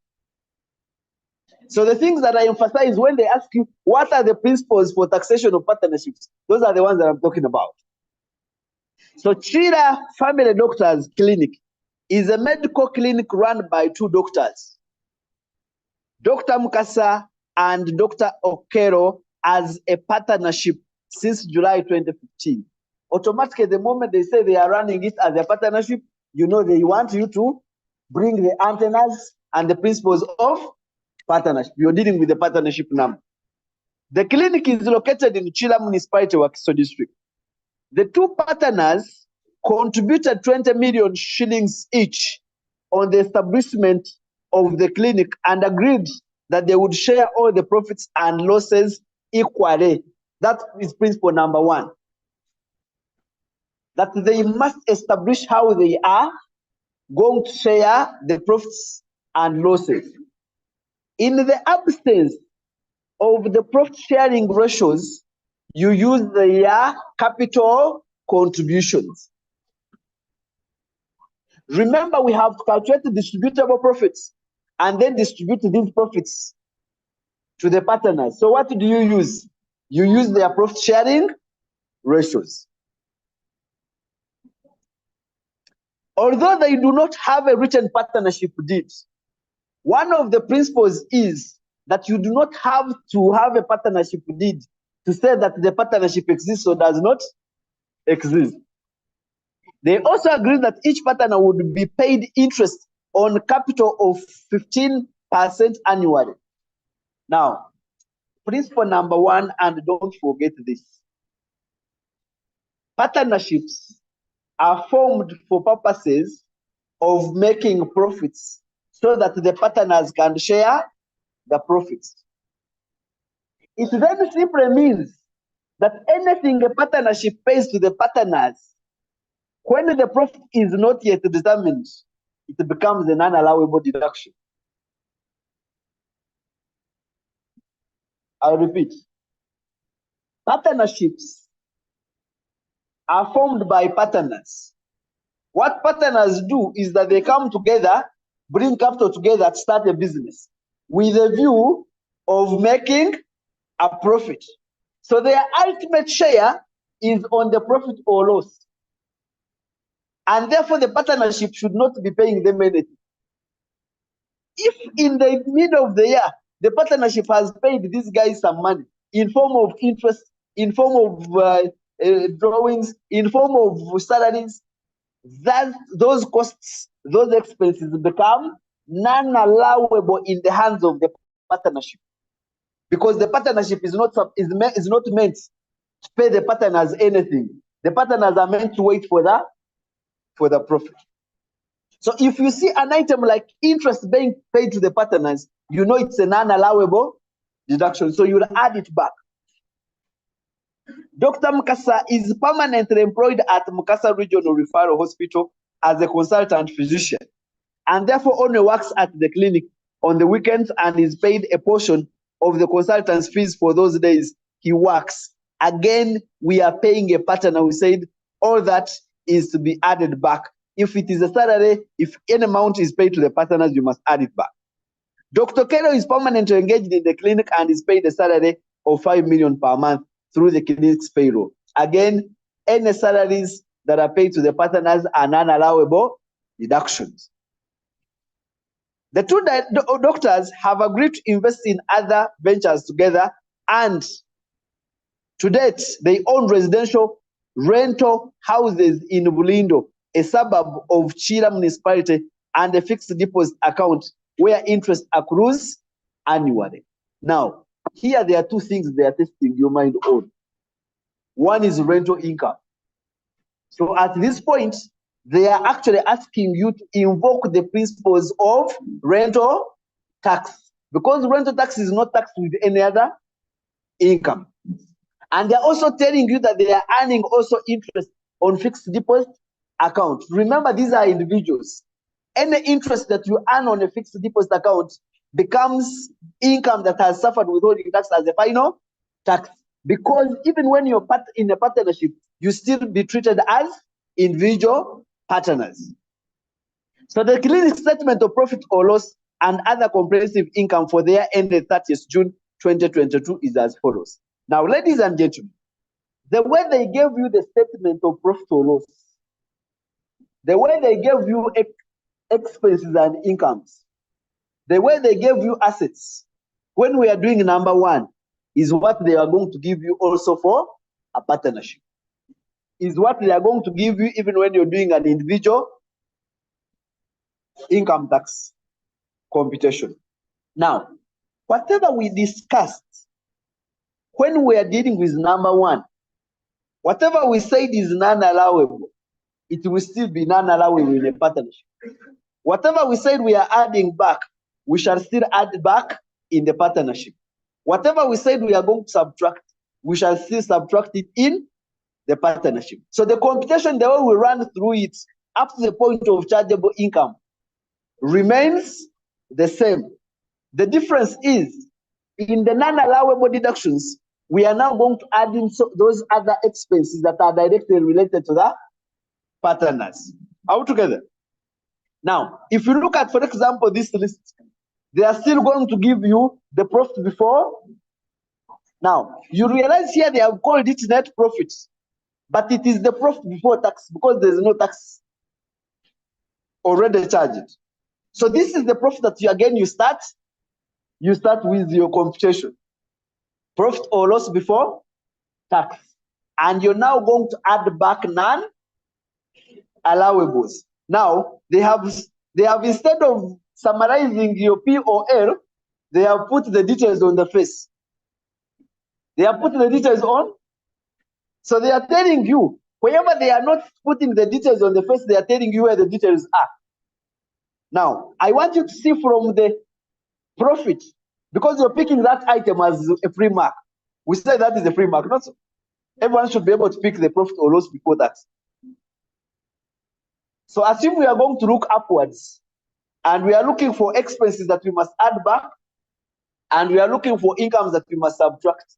I want you to tell me the items that you see on the face of this that you should directly add back. Depreciation, everyone has that back. I would be surprised if you identified anything else other than depreciation first. Now, when you move up, you see general expense. General expense is not an expense. They are telling you if you want to know the actual expense, go to note number. So I must go to note number 3, and what is it that is in the general expenses that is non-allowable that I should also go and add back? Continue. Traveling. Do you have any problems traveling? Telephone. Do you have any problems? Telephone. Ha. Guys, don't cram what we did in VAT and bring it in income tax. I have also seen people do it. Because in income tax, rather in VAT, we disallow 10% of input. When people come in here, they say, can't we also disallow 10%? No. Those are VAT principles, so don't cross them here. Okay, so move up. I want you to continue moving up. The next item is interest paid. Guys, when we are doing partnerships, interest paid is an interest to you. And what is an interest to you is the interest that is being paid to the partners. Not any other interest, but the interest that has been paid to the partners. So look at note number 2 and look for that interest that has been paid to the partners and add it back. They continue. Training expenses. I have no problem with training expenses. Payments to Dr. Mukasa. We say anything that partnership pays to the partners is an unallowable deduction because partners haven't provided to get any payment from the partnership until you determine the profit. So anything that goes to the partners, please add it back. Medical certificates. Okay. Salaries and wages. Now, in salaries and wages, you'll be interested in looking for the salaries and wages that have gone to the partners. etc, etc. When you go to revenue, what do you think is the revenue looking at the information we got? What do you think is likely to be in revenue? Rental, because they already told you that these guys are also earning some rental. So they're giving you a note. If you look at the details, for example, I want you to see what is in the revenue. And we said when you're looking at your incomes, you're looking at things to remove in the tax computation. Not so. So in the revenue, they have consultancy fees, they have other medical fees, they have rental income, they have interest on fixed deposit account. Which items do you think you'll take to the tax computation? Rental income and interest on fixed deposit account, because we are talking about individuals, not so. So this is the income that you go and subtract in the tax computation. As simple as that. If you look at the interest, what is the interest saying? The interest on capital payments to the partners is included in the amount. The remaining amount rests payment of loan interest. So they have already given you how the interest is calculated. Do you remember? Each partner is paid how much? 15% of their capital also. They told you the capital amount. They've told you the rate. So calculate the interest for each of the partners. But each partner is earning 15% of the 20 million that they contributed. Each contributed 20, meaning they contributed 40. Not so. What is 15% of 40? 6. Not so. Isn't it 6? Or you want to calculate? 6. So there's 15% of 40 because each one contributed 20. And they are telling you that interest is paid on their capital contribution at 15%. So out of the interest they have given you here in the tax computation, because interest paid is 12,900, and they are telling you part of it is interest that is paid to the partners. What we are disallowing is interest paid to the partners. They continue to say, general expenses include the following. Number one, rent. Repairs to window rental properties. What does that mean? Expenses related to rental income. So as you subtract the rental income, you add back expenses related to rental income. Office running expenses, security services. So in the general expenses, the only expense I have a problem with is the repairs to window rental properties. Just like I'm going to remove the rental income, I must add back the rental expense. And then I would go ahead and calculate the rental tax separately using the principles of calculating rental tax of a partnership. Are we together? Now, I told you again, they are going to give you the same assets. They are giving you also the wear and tear. So you must go ahead and draw the wear and tear the way we did in number one. They also tell you, can you imagine when they tell you that no assets were procured? So you have no additions, you have no disposals. So the net will also be that. Just go ahead and apply the percentages so that you get the depreciation rate. As simple as that. Then they say, Dr. Mukasa earned 144 million from his employment in Masaka Hospital, on which pay as you earn of 44 million was paid. The pay paid by the clinic on Dr. Okello's salary was 16 million. Now remember, these now are incomes that this person has from any other sources. So when you're dealing, the moment you leave the partnership and you have determined the distributable profit and you have distributed it to the partners, you start now looking at each of the partners as separate individual. And if they have earned any other income, you bring it in their own computation. You don't mix it with any other computation. Now we go and look at how the number would run. This is how the number of the partnership runs. You will still do the way you did for number one. But I am now going to emphasize on the things that you add in for purposes of a partnership number. So again, you start with the profit or loss before tax. Profit or loss before tax, or the one that is coming from the POF, put it in your last column. Then you say add back non-allowables. Ladies and gentlemen, all the non-allowables that you've studied in number one apply here if they are in the POF. But in addition to those, the ones that are specific to the partners that you would always add back are interest on capital. You paid some interest to the partners. Partners' salaries, any partner that you pay salary is a non-allowable deduction. If any partner made a drawing or the partnership is paying for expenses of the partnership, or rather of the partners, you're paying the partners school fees for the children, you're meeting their private expenses, we call those drawings. So you'll again add them back. So at the back of your mind, just remember, anything that the partnership pays to the partners before they determine the profit becomes a non-allowable deduction. So any other non-allowable deduction, as we had discussed, you bring them there. You again go to allowables. The same calculations that we also made, you also bring them there. Whatever was an allowable the other side, if you again find it in a partnership number, you also bring it there. And then you'll be able to get what you call chargeable income for the partnership. This is where the discussion of now distributable profits starts. Because we said step number one, you calculate the chargeable income using the same principles that you had in number one, but with a few amendments relating to the partners.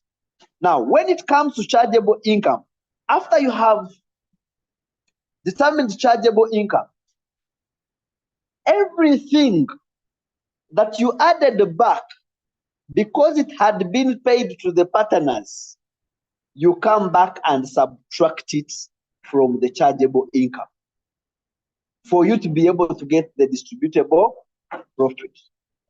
I repeat, if you if you added back items in here that are related to partners, for example, you added back interest on capital for partners, you added back partners' salaries, you added back partners' private expenses. Whatever you added back, you were adding it back for purposes of determining the partnership chargeable income as if it was correct.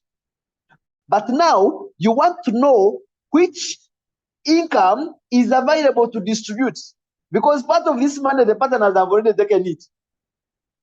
So whereas you've added it back for purposes of determining chargeable income, you want now to determine the distributable profit.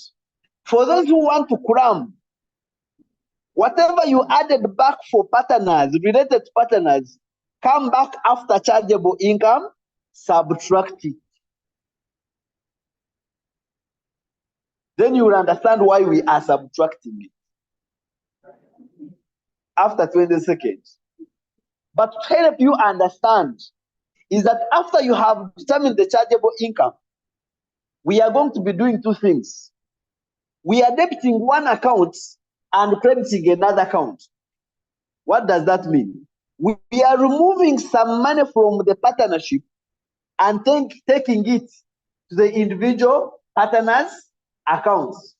So whatever we are removing here, if I say I am removing interest on capital, I go to the partners who received interest on capital and I am adding it there. Whatever I am saying partners' salary, I am removing it from chargeable income and taking it to the respective partners' account. That is debiting the partnership account and crediting the partners' account. That is the technical term. But in terms of you cramming the answer, I am saying that after chargeable income, everything that you had added back relating to the partners, you again come and subtract it for purposes of getting the distributable profit. Once you are done with the distributable profits, you get out of the partnership. You get out of the partnership and you have started the journey of the partners now. So the journey of the partners looks like this. Assume I had all the partners. So I draw the columns depending on the number of partners I have. So I have the column for description of the items that I'm going to put there, or particulars. And then I have partner A, if I can call this partner A by their name, put their name there. Partner B by their name. And then partner C.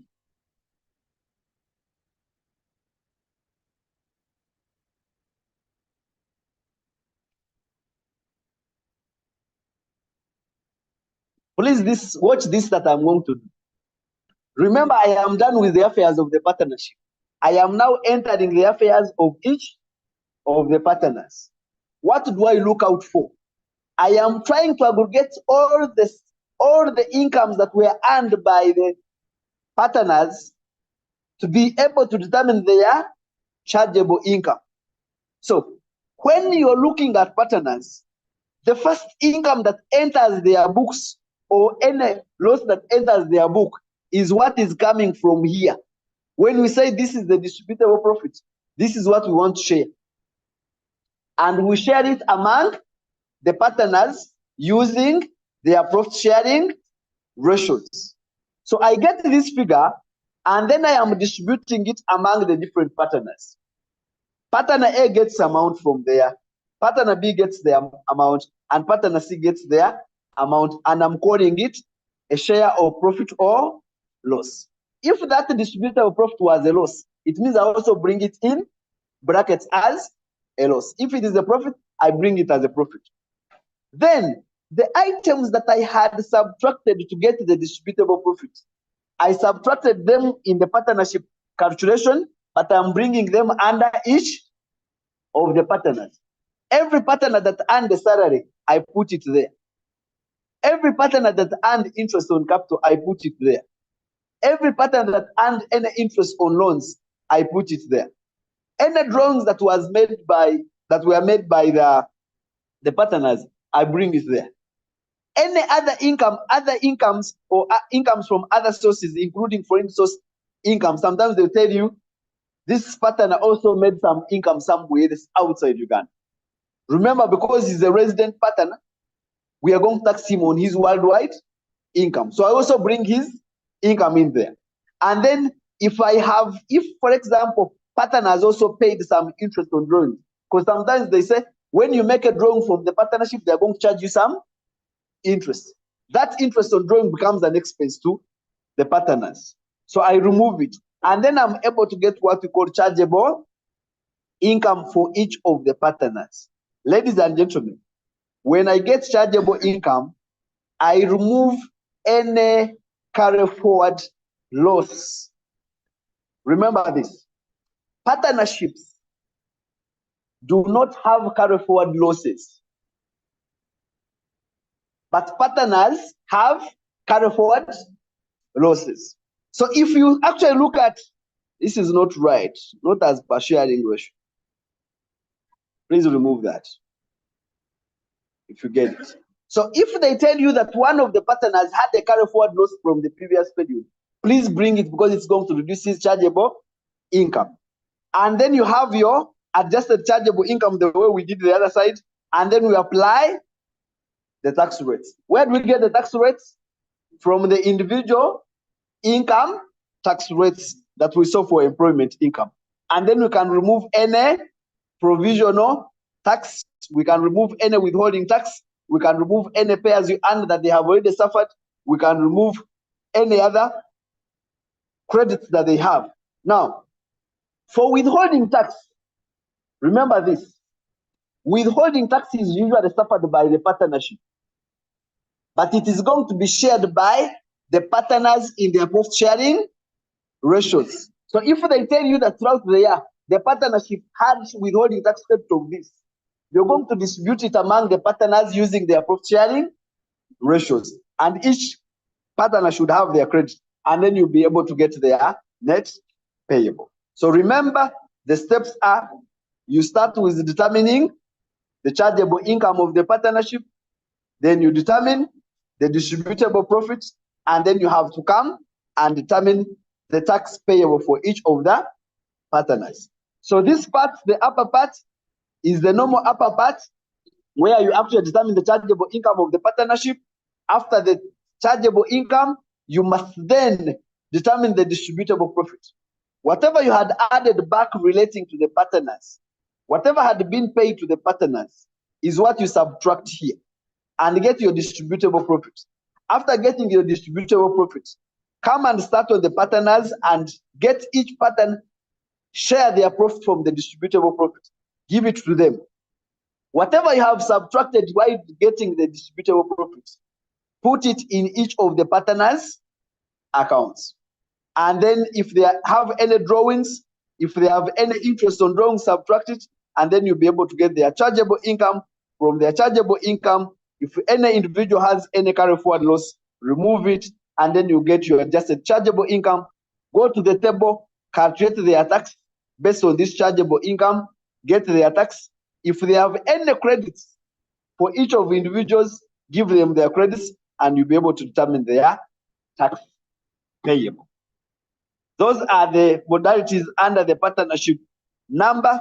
And definitely, again, I would expect you now that in these days you should be able, for each of the numbers, by the way, for you to master it, pick one of the numbers and make sure you practice it using these very principles, so that by the time you get into the exam, at least you're able to actually do a number in partnership. Okay, I am now going to talk about rental tax.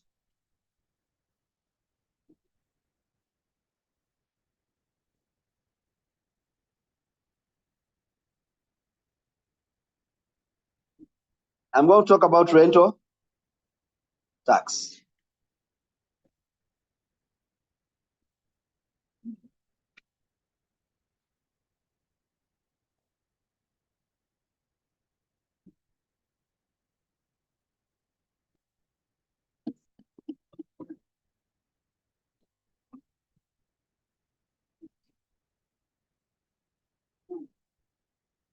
You want to breathe? We proceed. Okay. So I want to finish this, and then I will listen into your questions for the last 30 minutes of the class. So when we look at rental income, you're either going to be picking it from all the numbers that we have done.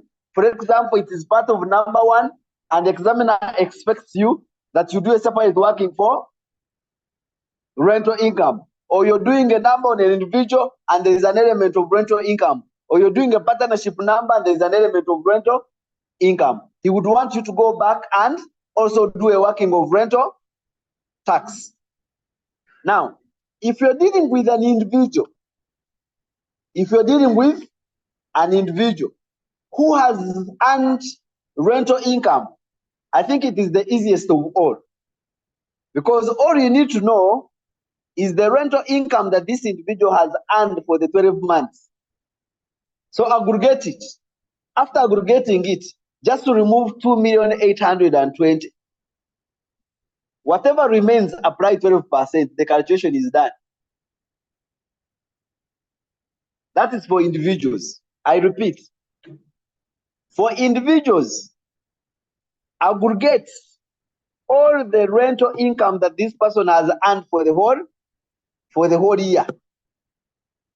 If you have 10 tenants and each one is paying 1 million, get 10 times 1 million times 12. You'll have your gross rental income. An individual is not given any single expense. An individual is not given any single expense, but they are given a threshold. The threshold is 2,800,000, and whether you've earned 10 million, whether you've earned 100 billion, whether you've earned 1 billion, the threshold remains 2,820,000 if you're an individual. So you get your gross rental income minus the 2,820,000. Whatever remains, you apply 12% as the tax, and that will be your rental tax for an individual. If you're a company, you must pay attention to this. Companies are given expenses related to rental income, but they also have a limitation. You cannot claim all the expenses. So what are the steps you take? Number 1, you calculate the total gross income that is earned by this company, just like you did for the individual. So calculate the total gross income, and after getting the gross income, we are going to remove expenses, what we call deduction. Number 1, these deductions must be allowable in the first place. We are not saying you're going to remove everything else that you've ever incurred. These expenses must be allowable deductions, and they must be related to rental income. Now, those expenses, if they are less than 50% of your gross rental income, all of them are going to be allowed to you. But if they are more than 50% of your gross rental income, you ignore this person's expenses and only calculate 50% of the gross rental income is what you allow him as an expense. I repeat that. If the expenses you incurred as a company, which are related to rental income, do not exceed 50% of the gross rental income, all of your expenses will be allowed to you. But in case you incurred expenses that are more than 50% of your gross income, we will only allow you up to 50% of the gross income, and we ignore your expenses. So we ignore your expenses because they are in excess of 50%, and we only calculate 50% of the gross rental income. Not 50% of the expenses, but 50% of the gross rental income is what we give you as a deduction. In simple terms, your expenses should never exceed 50% of your rental income. So the maximum you can never calculate, rather you can never claim, is 50% of your rental income. If you do not meet the 50%, we give you what you have incurred. We cannot give you expenses that you did not incur. So do not think that we'll give you 50% as a blank. No. We first look at your expenses. If they don't make 50%, we give them to you as is. If they exceed 50% of the gross rental income, we now use the gross rental income as a base and calculate 50% of the gross rental income and we give it to you as a deduction. The balance that remains, we apply 30%. So companies are charged at 30%, and their expenses are also capped at 50% of the gross rental income. When it comes to partners or partnerships, this is what you're going to do. For partnerships, you're going to first get the income that was earned by the partnership. After getting the income that was earned by the partnership, you are going to distribute it among the partners using their profit sharing ratios. After doing that, then you treat each of the partner as an individual landlord. How did we treat them? By first giving them the 2,820,000, whatever remains, apply 12%. And that is to do with rental income. Okay, so I am now going to attend. Do you want to have a break before they attend to the questions? Or we attend to the questions and go at once? Because at exactly 5 we'll be going. So we have only 32 minutes to close this session. So,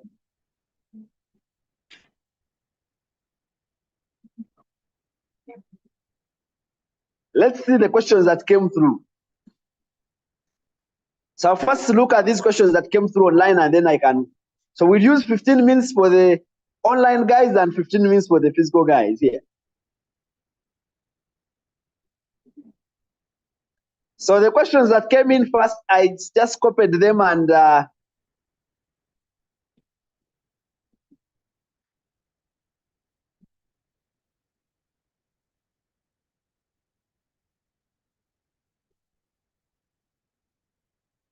so someone was saying, is the chargeable income used to test inclusive of donation?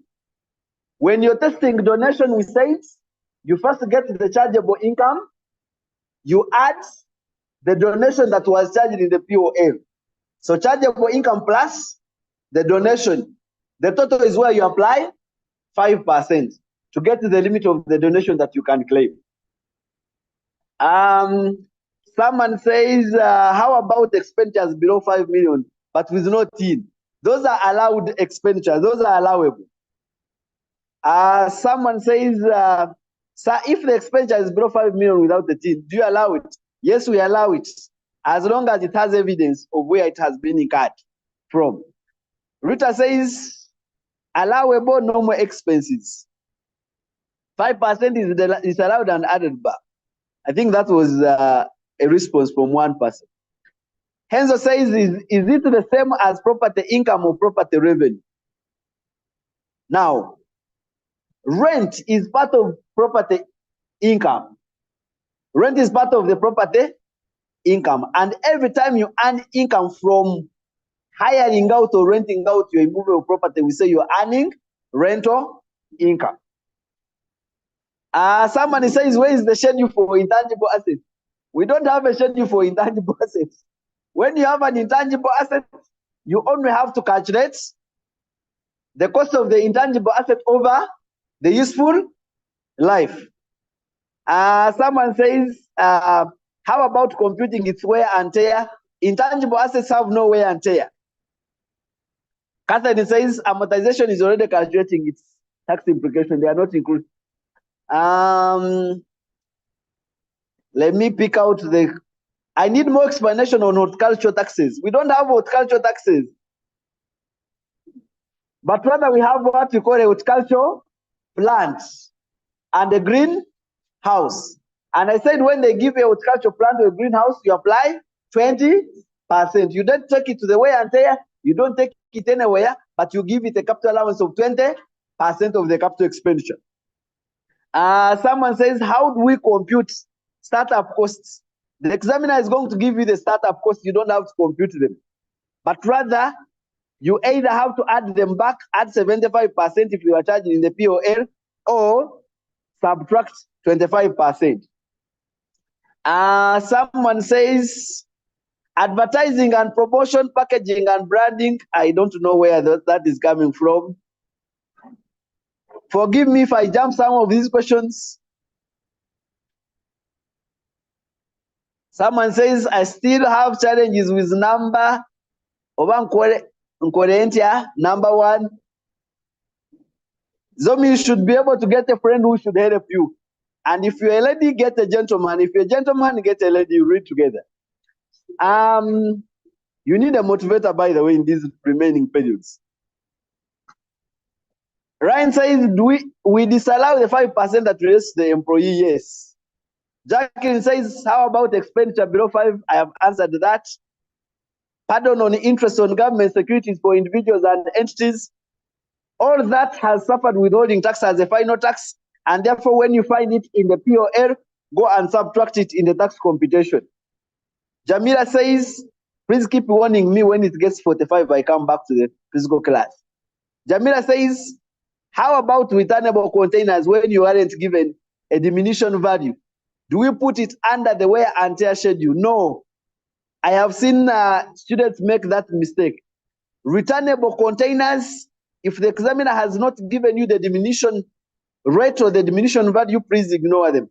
Because with returnable containers, the examiner is supposed to give you the diminution rate for its wear and tear. And that is diminution rate is what you use to calculate the wear and tear for returnable containers. Someone says, if employing staff with disabilities, that's when you have 2%, yes, of the tax payable. What about servers? Servers are in class 1, not class 3. What about ATMs? ATMs are in class 3. Someone says, under withholding tax, where do we put a telecommunication transmitter? Class 3. Kindly take us through how you calculate the carried forward loss and credits. We do not calculate the carried forward loss, they are going to give it to you. And the credits are also going to be given to you.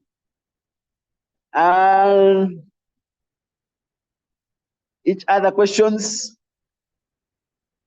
Banking safes are in class 3.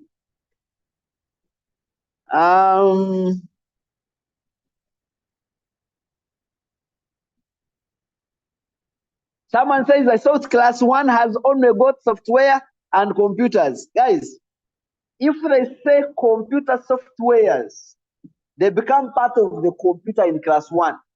But if they just say softwares and they give you the useful life, it is an intangible asset. So know when to actually treat it where.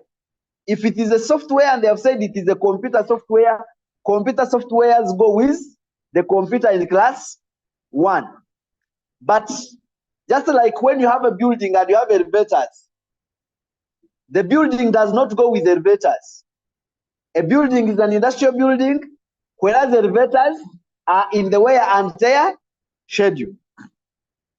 Someone says, okay, but I had Mr. Nandewa saying, for intangible items, they always give us a percentage to use. They don't give you a percentage, but rather they give you the capital expenditure plus the useful life. Please don't go ahead and start quoting what I've not said. Because you see, when you go back and you say, you know, when we are in Nandewa's class, he said this, and then you're lying for me. I haven't said these things. The good thing is that you have a recording, not so. If you lie, I'm going to come back to the recording and hear what I have said. Someone says, which items carry the 35%? No item in the wear and tear schedule carries 35%. I have answered some of the questions. Under the business assets, which method of depreciation do we use to get NBV? Again, you use reducing balance basis. Upon depreciating the business asset portion of Mercedes-Benz, which rate do we use? 20 or 35%? 20%, because that Mercedes-Benz would have been in class what? Class 3. Someone says, what of initial allowance? Ladies and gentlemen, we no longer have initial allowance. Where do you indicate IBD after calculating it? I think I answered that. We take IBD to the tax computation under less allowables.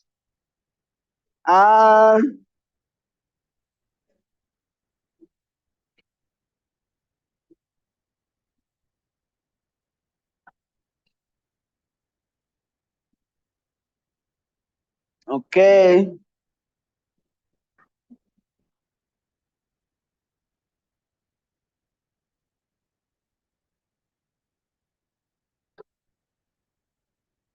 Someone says more clarification on local service tax. We said local service tax is the only allowable deduction to employment income. After getting employment income, if they said that this employee paid local service tax, you first remove it before you can get chargeable income. Someone says,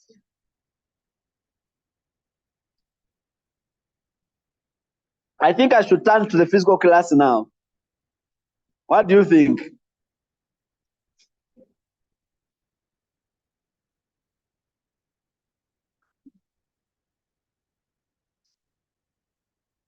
Someone is saying, so you mean residents don't have relocation costs? To where?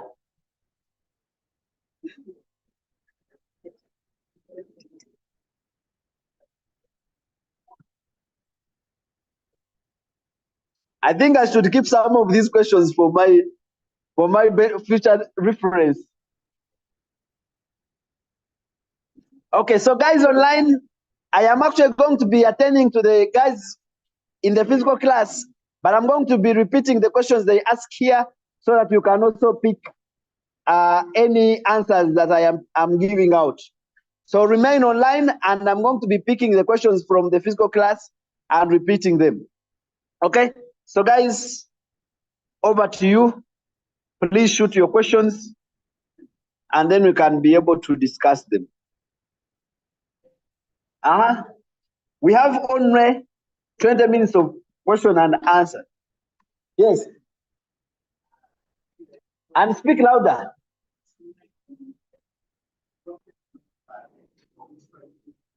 For what? Yes. Yes. Okay, if you purchase goods and you incurred input tax, for example, and these goods have been destroyed or burnt, do you still qualify for input tax? Yes, you do. Yes, you do. Because you already incurred the input tax. It is not your problem that these goods were burnt before you sold them. As long as there is evidence that you have incurred the input tax. Imagine I import goods and they charge me VAT and they get destroyed before I sell them. Should I actually claim the input tax? Yes, that input tax is claimable. So you'll include it in your input tax. Any other question? By the one question at a time. And everyone is allowed one question so that we are able to balance the side. Yes.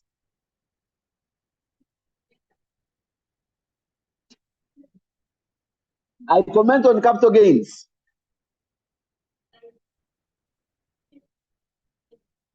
Yes.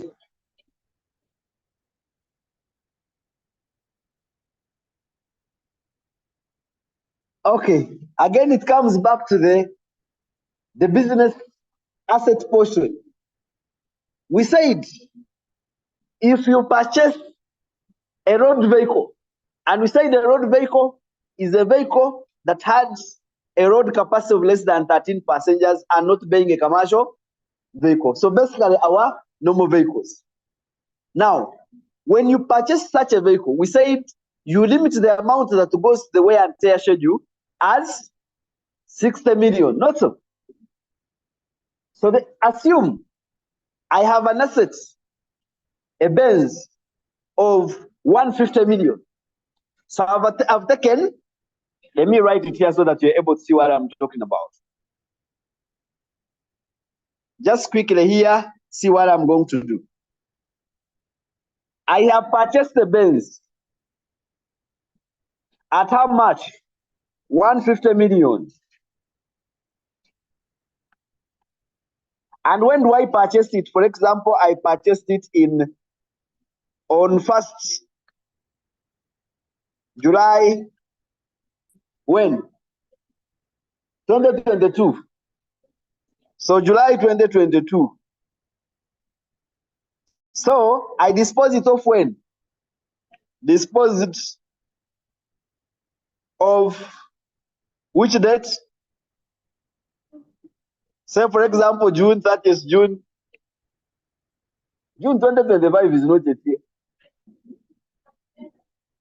June 2024. You want to dispose of an asset before you reach.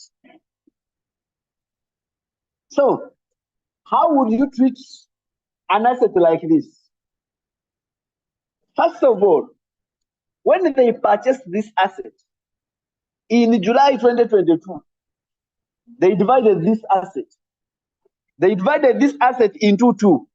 One was a depreciable asset, and the other one was a business asset. The depreciable asset was limited to what? So where did it sit? In the wear and tear. So there is another asset called business asset of how much? 90 million. Which is seated where? Nowhere. Not so. When they disposed of this asset, you did not give us information. They disposed it of, we had purchased it at 150 million. They disposed it of at how much? Consideration is how much? 180. That you buy it. It is an example. You make a killing. Is it possible in the first place? So how much would you say, for example? 100. Maybe, maybe not.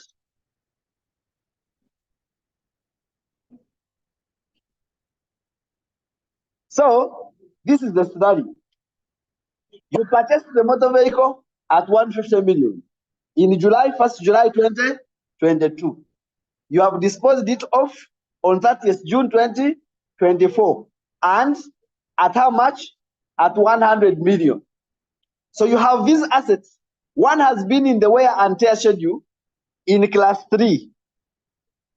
In class 3, you went and put there an asset. Additions, among the additions, this was on 1st of July 2022. Your additions in the wear and tear schedule was how much? 60 million.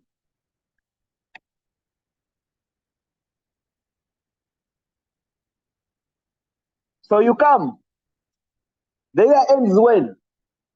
So depreciation for that year. Depreciation for that year. Year to 30th June 2023. So you ask yourself at this point, what was the rate of this vehicle? What was the rate in 2022? Because they changed the rates in July 2023. Not so. So prior to that period, that motor vehicle was in class 2 that used to take 35%. So in that period before the change in the rates, I would actually give it depreciation at 35%. So how much would be the depreciation at that point? 30? Are you sure? 35% of 60 million? Eh? It can't be. What are you calculating? Are you looking on the same board we are looking? This is an asset that went to the wear and tear. We are not talking about the business asset yet. It's how much? 21. As that. That is 20. So the net as at 30th June 2023 is, how much is the difference? 39. Not so. So we come and balance brought down on 1st July 2023 is the opening balance 39. Sindio? We are depreciating it, depreciation to 30th June 2024. How much is that?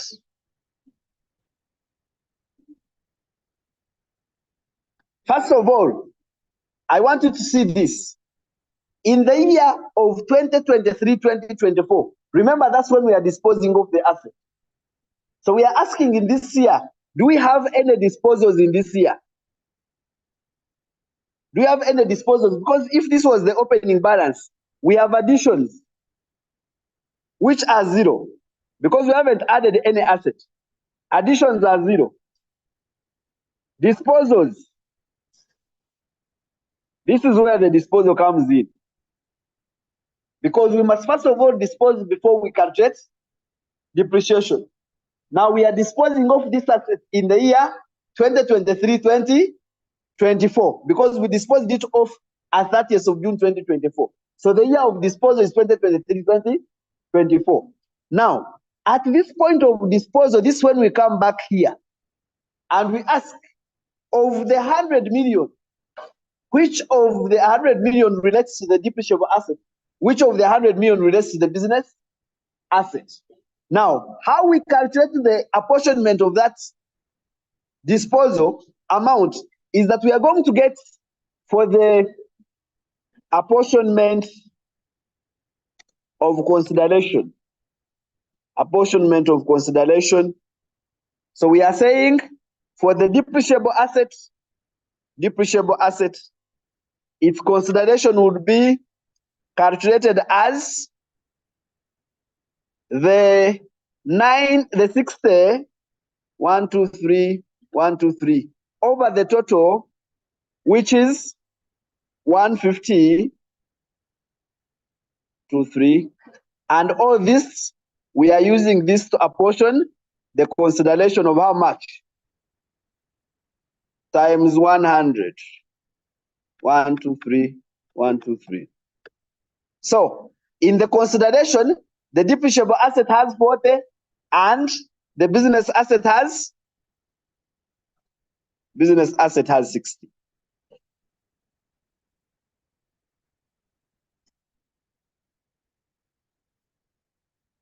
So I am going for the depreciable asset and the disposed amount is going to be under 40.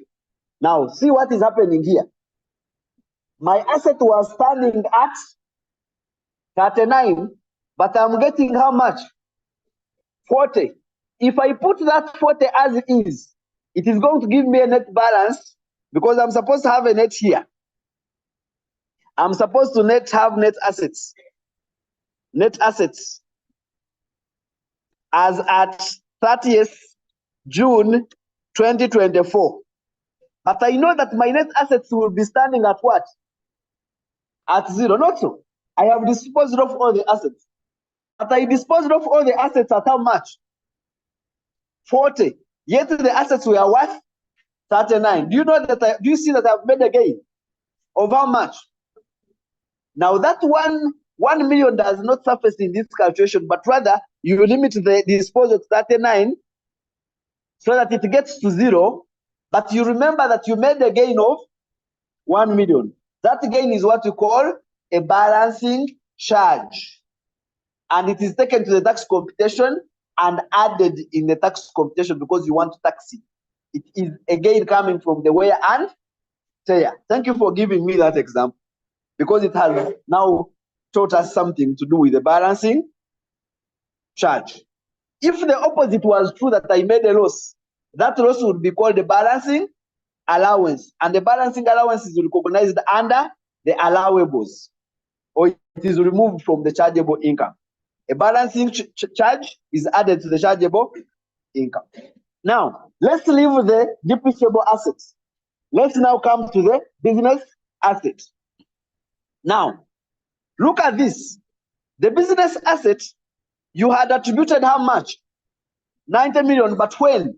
On 1st of July 2022.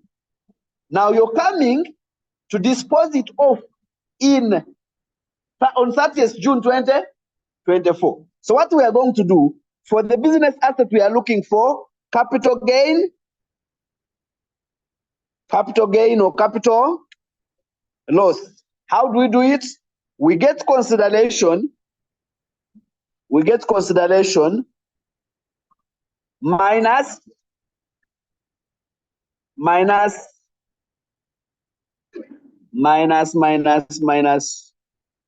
cost base.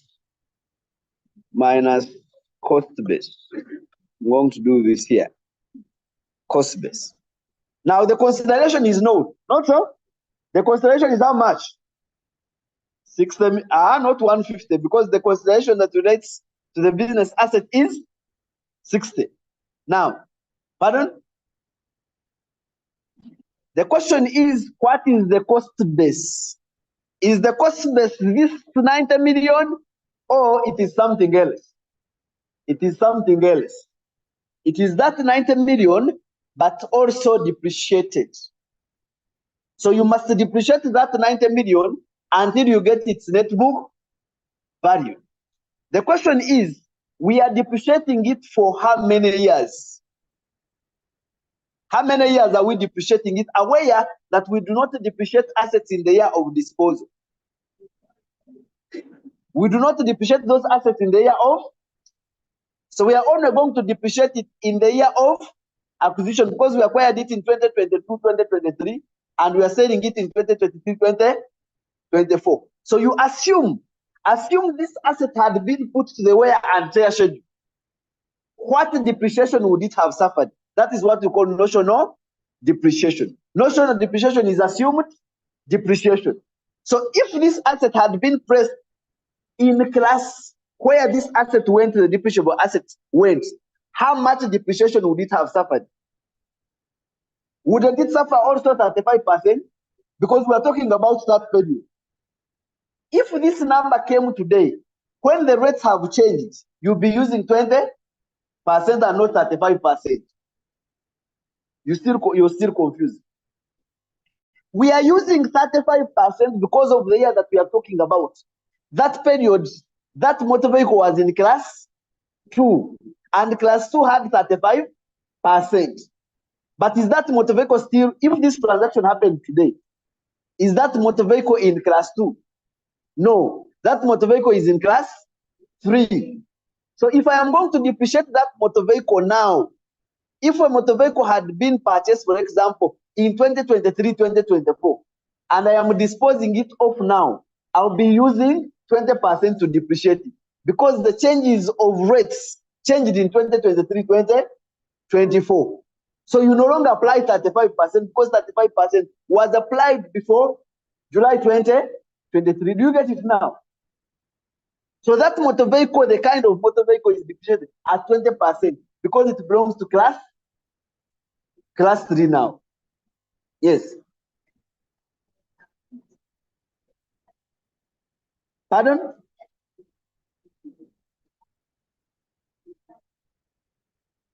I have said earlier along, the wear and tear schedule had 4 classes.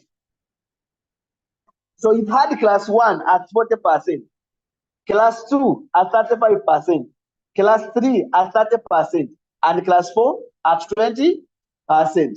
The persons who were using those classes, a motor vehicle like that was in class 2, and therefore the depreciation rate was 35%. A motor vehicle like that now is not in class 2, it is in class 3, meaning now it is 20%. I hope I've answered that question.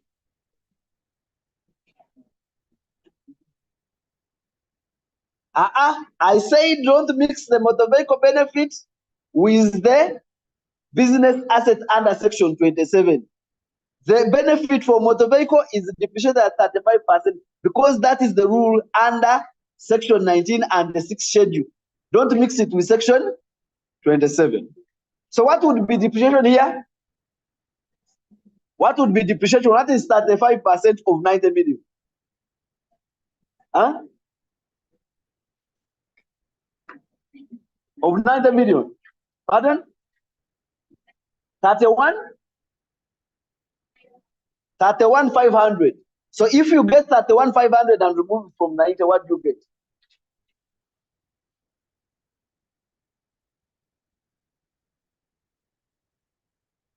50? 58,500. So do you know how we've gotten the 58,500? By depreciating the original 90 million by the notional depreciation. Notional depreciation, we are saying, if this asset had been pressed also in the wear and tear, how much depreciation should it have suffered? And then you get the net book value. The difference here becomes the capital gain of 1.5. So if this is the capital gain, it means the tax on capital gain would be 30%. So what is 30% of 15? 450. That is how you'd actually have your calculation. 30%.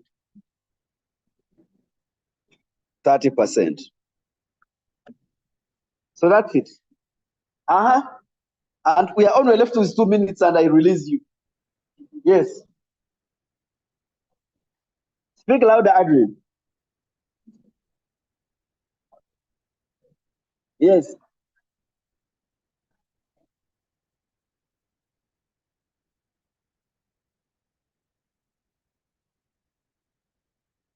If they did what? The indexation. If they gave you the indexation, you'd apply it there. We said every time you're disposing of an asset, which you have held for more than 12 months, and they have given you the indexation, you must index the cost base before you can actually remove it from the consideration. Okay. So this 58.5 is the one that you index. Yes. Guys, I know I cannot cover everything. I am available between now and 20 seconds. My WhatsApp number is 0776. Let me write it here so that you have no excuses. 0776 646606. So I am going to attend to all your questions as and when they come, but make sure you practice and then we can actually work together. Finally, who knows how to play? Who knows how to play? I want us to play together. Yes. You know how to play? Please stand up. Let's stand up and pray together. Guys online, we are going to pray for you as well.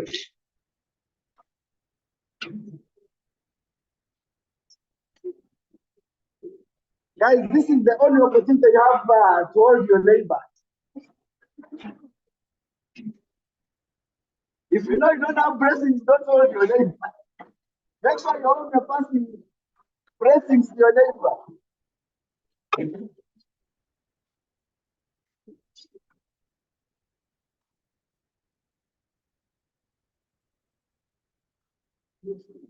Please hold your hands and we pray.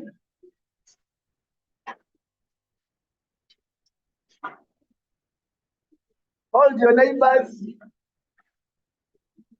The one who is praying should come forward. Please come.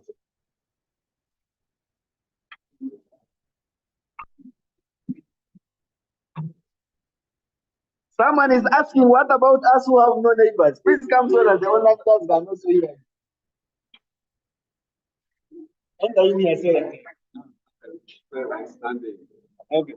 Let us humble ourselves before the Lord and pray. In the name of the Father, and of the Son, and of the Holy Spirit. God, our loving Father, we thank and praise you for the gift of life. In a special way, we thank you for the gift of today. We thank you for the gift of our tutor, Counsel Julius, who has been journeying with us throughout this semester. And as we now approach the day he has been preparing us, we ask for your blessings, the gifts of the Holy Spirit, to come and inspire us, to illumine us, so that we are able to remember all that we have been studying from the beginning, and give us the grace to really put them well in the exams, all that he has been going through today. May we not forget, but rather practice more so that we don't forget them. Comes 22nd of this month. May we all pass with flying colors so that your name may be glorified. And this is our prayer through Christ our Lord. Amen. The Lord be with you. May Almighty God bless and protect you, the Father, the Son, and the Holy Spirit. Let us begin with the peace of the Lord.